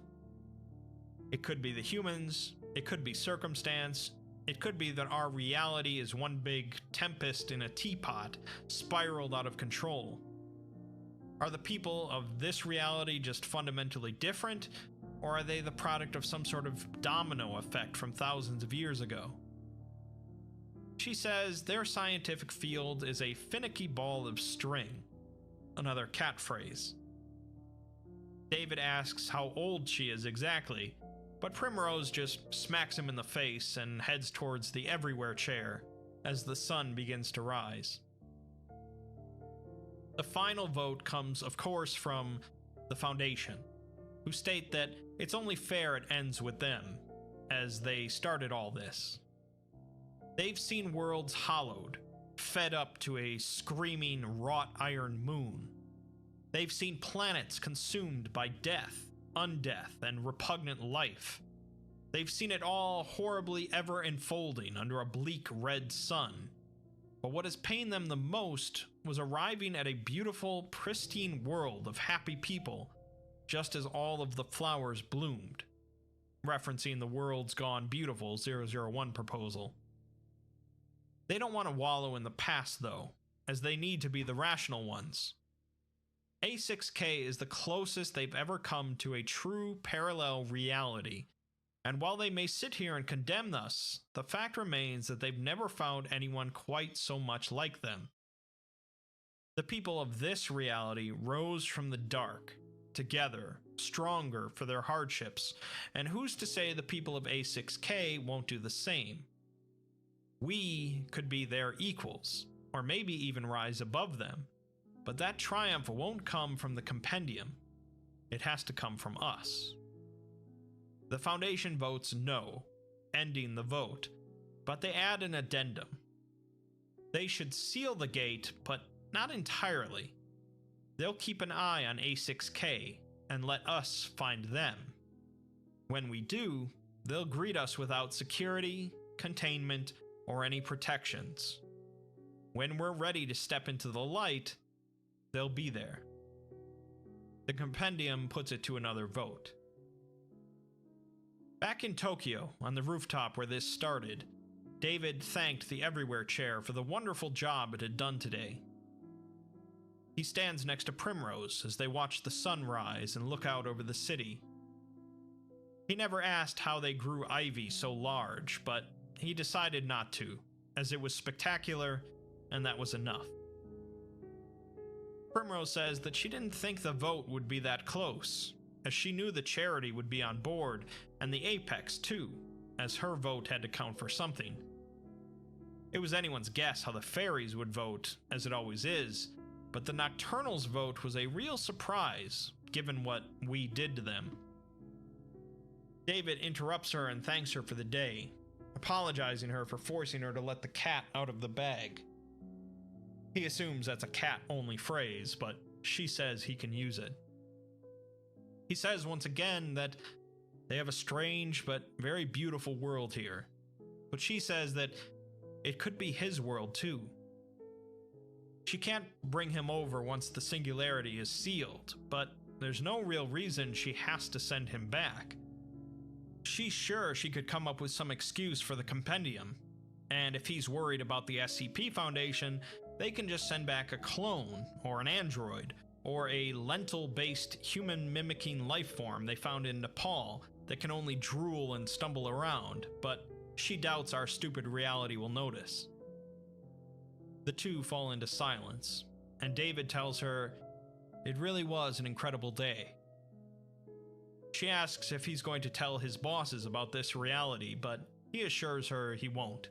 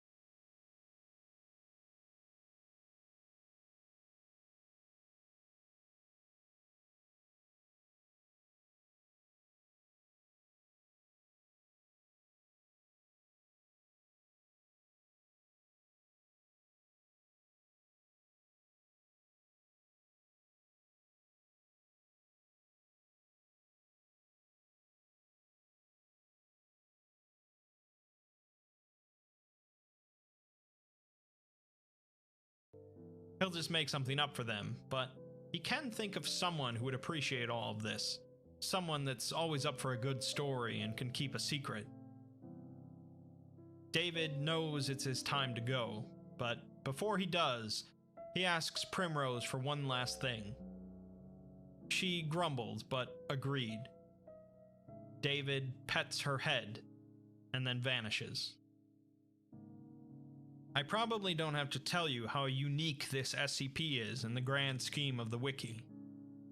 There's no twist, no calamitous ending, no invasion from other realities, and no hidden messages. This other reality, essentially a perfect utopia of the mundane and anomalous, discovered our reality through a tear and put it to a vote on whether to reach out and offer their assistance, or seal the dimensional tear away.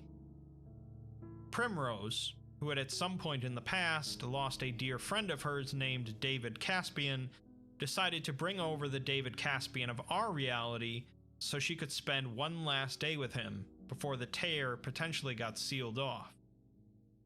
Afterwards, David returned and wrote up a document about his adventure, sending it to us and describing it as the most incredible day.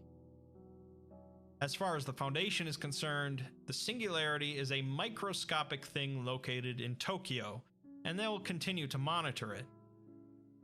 If the addendum vote passed, it's not sealed off entirely, and it is possible that someday we'll find a way through it, and we'll discover the compendium's reality. What happens from there is up in the air, but if you're optimistic, we could one day have a world just like Primrose's. The SCP universe is often one drowning in darkness and despair, so it's very rare to see such a pleasant and optimistic reality as this one. Much as David got to spend a day in that utopia, so did we get to spend a brief time reading about a world where everything turned out all right.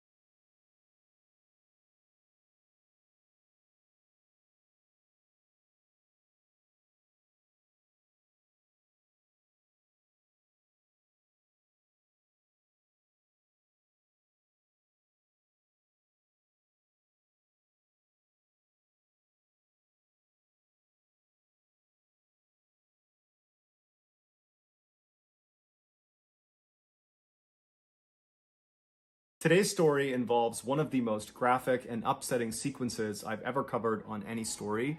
It also involves harm to minors, so viewer discretion is advised. But before we get into today's story, if you're a fan of the strange, dark, and mysterious delivered in story format, then you've come to the right place because that's all we do, and we upload 2 or 3 times every week. So if that's of interest to you, please sneak into the Like Button's house in the middle of the night and unplug their iPhone in the middle of a software update. Also, please subscribe to our channel and turn on all notifications so you don't miss any of our weekly uploads. All right, let's get into today's story.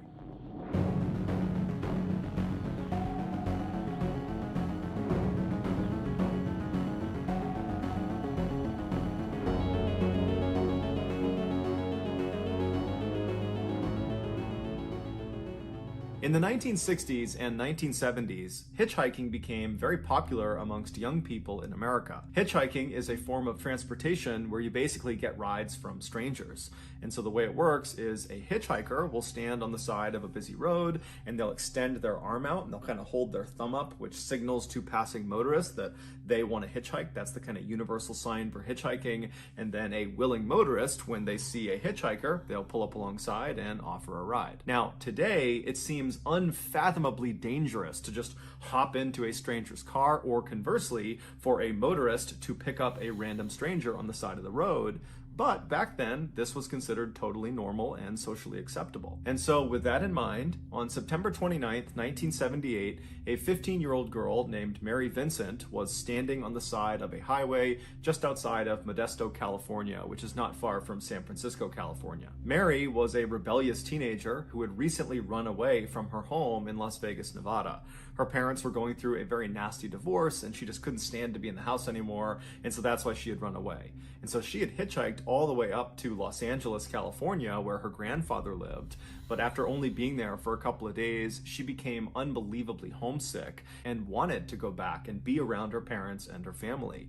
And so one day when her grandfather was out, she slipped out of his house and she began hitchhiking back to Las Vegas, Nevada. And so she had hitchhiked from Los Angeles to Modesto, California. That's where the first person was willing to drive her to. And so she was on that strip of highway in Modesto looking for another ride that could take her farther south. She was on this highway with two other young hitchhikers. They all had these signs that said going south, so they weren't just holding their thumbs out, they were holding these signs. And so the three of them are huddled in a group, they're holding their signs up, and at some point mid-afternoon, this light blue passenger van that only had one passenger, it was the driver, he was a 50-something-year-old man, he looked pretty harmless. He pulled over when he saw their signs and he parked on the side of the road maybe 15 feet ahead of where they were. And so Mary's companions stayed where they were, and Mary ran up to this light blue van and she looked through the passenger side window, which had been rolled down, and she asked this guy, hey, can you give all three of us a ride? We're going south. And this man, he would look at her and say, I can only give you a ride. I can't give the other two a ride. I can only give you a ride. And so Mary is confused because she's looking at this guy and she's seeing all this space in his van, and she's thinking to herself, you know, why am I only allowed to go when they're going the same place I'm going and there's plenty of room in this van? But when she kind of gently prodded this man and said, well, you know, are you sure you don't mind taking them too? He just said, look, I will take you, I will not take them. And so Mary said, okay, well, hold on, let me go back and get my bag. And so he stays parked, she leaves the van and she runs back to the other two people she was with, and, you know, she explains the situation, and they tell her, you know, Mary, this is not good. There's clearly something off with this guy. But Mary, even though she too shared this kind of reservation about this guy, she was so desperate to get home. She was so homesick that she couldn't face the idea of having to wait around for another ride, which might not come until the next day or the day after, because not every motorist is willing to pick up hitchhikers. And she just did not want to wait any longer. And so she told her companions that, guys, I'm going to take the ride. And so she says goodbye to her two friends, she grabs her bag, and she runs back up to the van and she hops in the passenger seat. As soon as she sat down and closed the door, this man pulled back out onto the road and started driving, and then he turned and looked at Mary and introduced himself. His name was Lawrence Singleton, and he was 50 years old. And then Mary, you know, she introduced herself, and then they have some small talk, and very quickly, Mary feels at ease around Lawrence. He kind of reminded her of her grandfather. He was very nice, very polite. And so when she started to feel tired, pretty early on in their trip, she said, hey, Lawrence, do you mind if I doze off while you drive? And Lawrence would say, no problem, go ahead, go to sleep. And so Mary turned away from Lawrence and kind of curled up on the seat, and pretty quickly she was asleep. A little while later, when she woke up, she looked out the window and immediately could tell they were going the wrong way. So she turns to Lawrence and says, you know, we're going the wrong way. And Lawrence would say, oh, you know what? I made a mistake. I'll get us turned around. You know, sorry about that. I had no idea.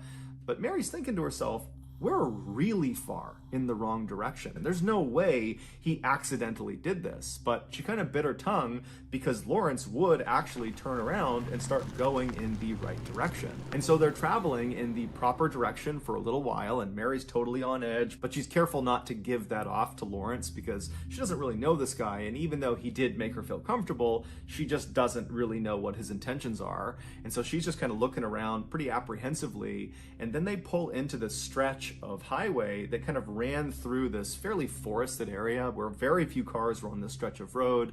And Lawrence suddenly tells Mary that he wants to pull over because he has to go to the bathroom. He wants to relieve himself. And so Mary kind of apprehensively says, yeah, okay, that's fine. And so as Lawrence is beginning to pull off of the highway, Mary happens to look down at her feet, and she notices one of her shoes is untied. And instinctually, Mary just thought to herself, I better make sure that shoe gets tied because I might need to run away from this guy. But she didn't want to reach down and start tying her shoe. It was kind of awkward because the space was small, and she was worried it would be kind of suspicious if she did it. And so she thought, okay, as soon as we pull off, I'll get out of the car and I'll tie my shoe. And so Lawrence, he pulls over, but he doesn't just pull over onto the shoulder of this road. Instead, he pulls into this access road that kind of trails into the forest. And so as soon as he turned onto this road, the alarm bells are going off in Mary's head. She knows something is wrong, but she doesn't really know what to say to Lawrence because he's not talking to her, and she doesn't really want to look at him. And so she's just kind of going over in her head what she's going to do. Is she going to run? Is she going to confront him? She doesn't know. And then eventually, after about a minute or so, when they are far enough away from the main road that no one on that road could see them, they're pretty far into this forest, Lawrence stops the car and he hops out to go relieve himself. And immediately Mary, she hops out of the car too, and she bends down to tie her shoe. Before she could finish tying her shoe, suddenly something smacked her hard in the back of the head and it knocked her unconscious. It was Lawrence. He had hid a hammer next to his seat, and when he had gotten out, he did not go relieve himself. Instead, he walked around the vehicle and smashed her in the head. When Mary came to, she realized she was laying down in the back of the van, and as she was looking out the windows, she could see that they were still parked out in the middle of the forest. And then when she tried to move, she realized her hands, her feet, everything had been tied down to the van. She couldn't move. And so as she's wondering what's going on, Lawrence comes around, he opens the back doors to this van, he hops inside, and he begins assaulting her. Mary has no idea what to do. She's a 15-year-old kid, and this guy is on top of her. He's not stopping. And so she just began quietly begging him to please stop, set me free, I won't tell anyone. She just kept repeating that over and over and over again, and Lawrence never spoke back. He just continued the assault for hours and hours. Finally, when Lawrence got tired, he got off of Mary and he climbed out of the back of the truck and he went around and he climbed into one of the front seats and he fell asleep. And so Mary probably tried to free herself from her restraints, but there was nothing she could do. The restraints were tied too tightly, and so for hours she must have just laid there wondering what was going to happen to her. And then at some point in the middle of the night, Lawrence wakes up again, and without saying a word to Mary, he just climbs out of the van and gets into the driver's seat and then drives the van out of the forest. He drives on the main road for a little while until he turns down another access road that takes them away from the main road, so away from any prying eyes, and he comes to a stop somewhere out in this forest in the middle of this big canyon. Lawrence parks the van, he climbs out and walks around to the back. He opens up the back doors where Mary is laying there whimpering and crying and begging to be set free. He climbs inside and her torture continues for hours and hours until the sun finally came up. At which point Lawrence stopped. He climbed out of the back of the van and he's standing out there and he turns around, so he's facing Mary, and he reaches in and he undoes her restraints. So he frees her, he pulls her out of the van and stands her up on the ground. And so she's crying, she's beaten, she's bloodied, she doesn't know what's going on. And she just gently says to him, please set me free. And he says, oh, you want to be set free? I'll set you free. And so he walks around this totally destroyed 15-year-old girl and he reaches into the back of his van where there's this toolbox and he pulls out a hatchet. And so he walks back and he's standing in front of Mary, and Mary would have had a fraction of a second to see what was in his hand before, in one fluid motion, he reaches and grabs her left arm with his left hand. He grabs her on the wrist, then he raises his hatchet up and he brings it down on her left forearm, severing her arm off right below the elbow. And so Mary falls backwards to the ground, and she looks down at where her left arm just was. She's in shock, and before she can do anything, Lawrence just walks over, and with his left hand again, he reaches over and grabs her right wrist. And now Mary knows what he's about to do. He's still holding this hatchet, and so she's screaming and she's kicking him as hard as she can to try to get him off of her, but his grip is too strong. And then he begins to chop at her right forearm over and over again. It would take 4 hard blows to finally sever her right arm off of her body. And so Mary falls to the ground in a heap. She's bleeding profusely. She's screaming in agonizing pain. And all Lawrence can focus on is that one of Mary's amputated hands was clutched on to his left arm. When he cut off her left hand, it had gripped onto his arm, and now it was stuck to him. And so very nonchalantly, he began trying to flick this hand off of his arm. And then finally, when it did come off, he turned and looked at Mary and realized she had gone silent, and she was limp, and she was laying in a huge pool of blood. And so Lawrence put the bloody hatchet back inside of his van, and then he just walked over to Mary and grabbed her and began dragging her. About 100 feet down the road from the van was a culvert. A culvert is a big tunnel that goes underneath roads. It allows water and runoff to pass by the road without damaging it. And so this particular culvert underneath this access road was built about 30 feet below the surface of the road. And so if you were standing on the road over the area where this culvert was, if you walked to the edge of the road on either side, there would be a 30-foot drop-off down to the opening of this culvert on either side. And so Lawrence dragged Mary all the way over to this section of the road over the culvert, and then chucked her lifeless body off the side, smashing it down onto the rocks below. And then Lawrence walked around very carefully all the way down to her body and stuffed her inside of the actual culvert. And then as he was walking away, he said to her, "Now you're free." After Lawrence left, Mary should have been dead. Really, she should have died at several points along this attack. But miraculously, Mary did not die. And in fact, she would later say she vividly remembered the entire attack. She was fully lucid, fully conscious, fully aware for the entire thing, save for the moment when she was knocked unconscious by the hammer. And so she vividly remembered having her arms amputated, and she specifically remembered one particular point in the beginning, before her left arm, the first arm, had been amputated. He grabbed her left wrist, and she in turn instinctively grabbed with her left hand onto his left arm. So she's clutching onto him, and so when he came down and cut her arm off, she began falling backwards, but she remembered thinking to herself, why am I falling backwards? I just grabbed onto his arm. I had a firm grip. And then as she's falling, it's like time is standing still. She literally saw her hand still clutching his arm and saw it had been cut off of her body. And then when Lawrence cut off her right arm, despite being in agonizing pain, it's like she instinctively understood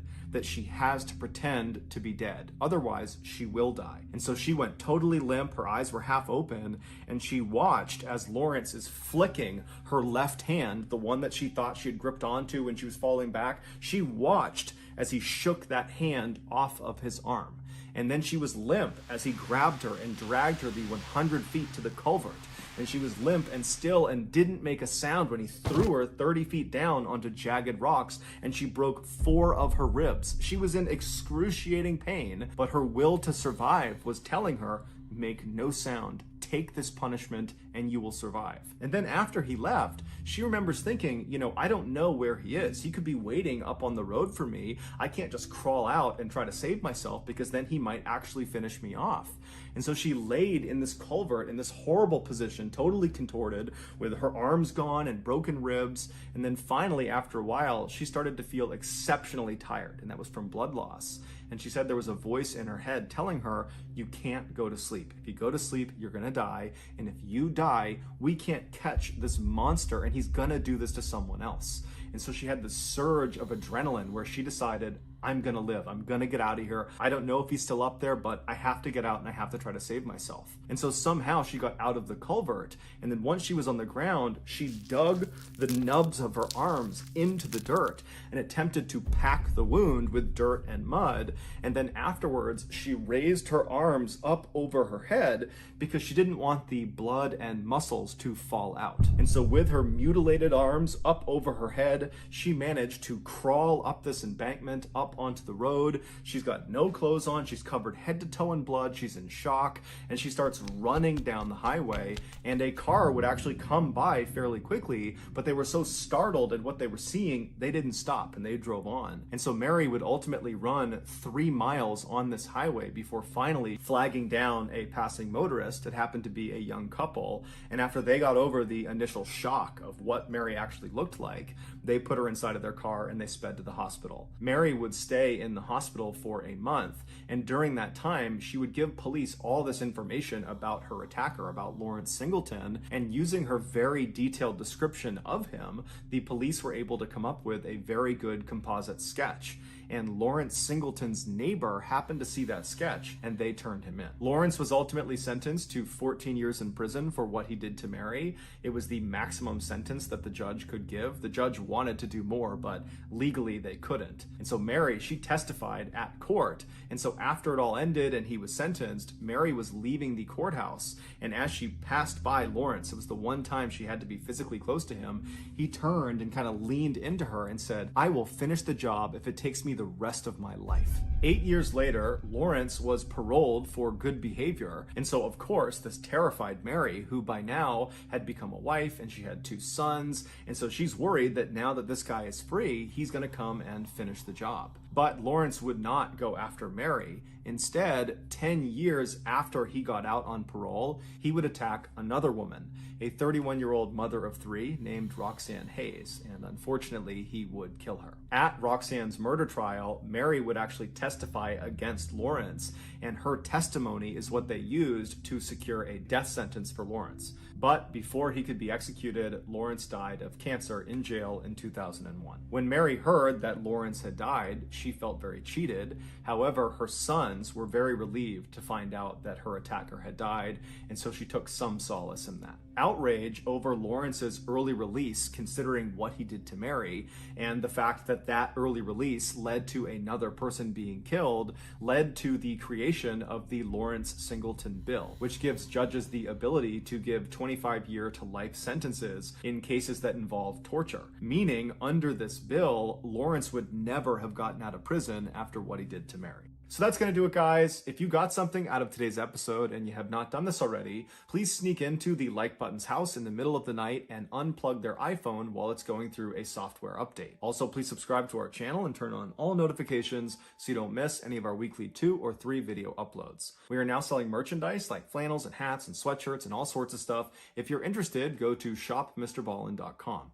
If you want to learn about upcoming deals and promotions for our shop, go to our shop's Instagram page. The username is shopmrballin. If you want to get in touch with me, you can direct message me on Instagram or on Twitter. My username for both platforms is the same. It's johnballin416. I also have a ton of content over on TikTok where my username is Mr. Ballin. We also have a second YouTube channel called Mr. Ballin Shorts where we post random short videos and lost episodes. We also have a Facebook page just called Mr. Ballin where we post condensed versions of the long episodes you see on YouTube. If you have a story suggestion, please submit it to our subreddit just called Mr. Ballin. It's linked in the description below. So whether I see you on Instagram, Twitter, TikTok, Reddit, YouTube, Facebook, or some combination, just know that I really appreciate your support. And until next time, that's going to do it. See ya.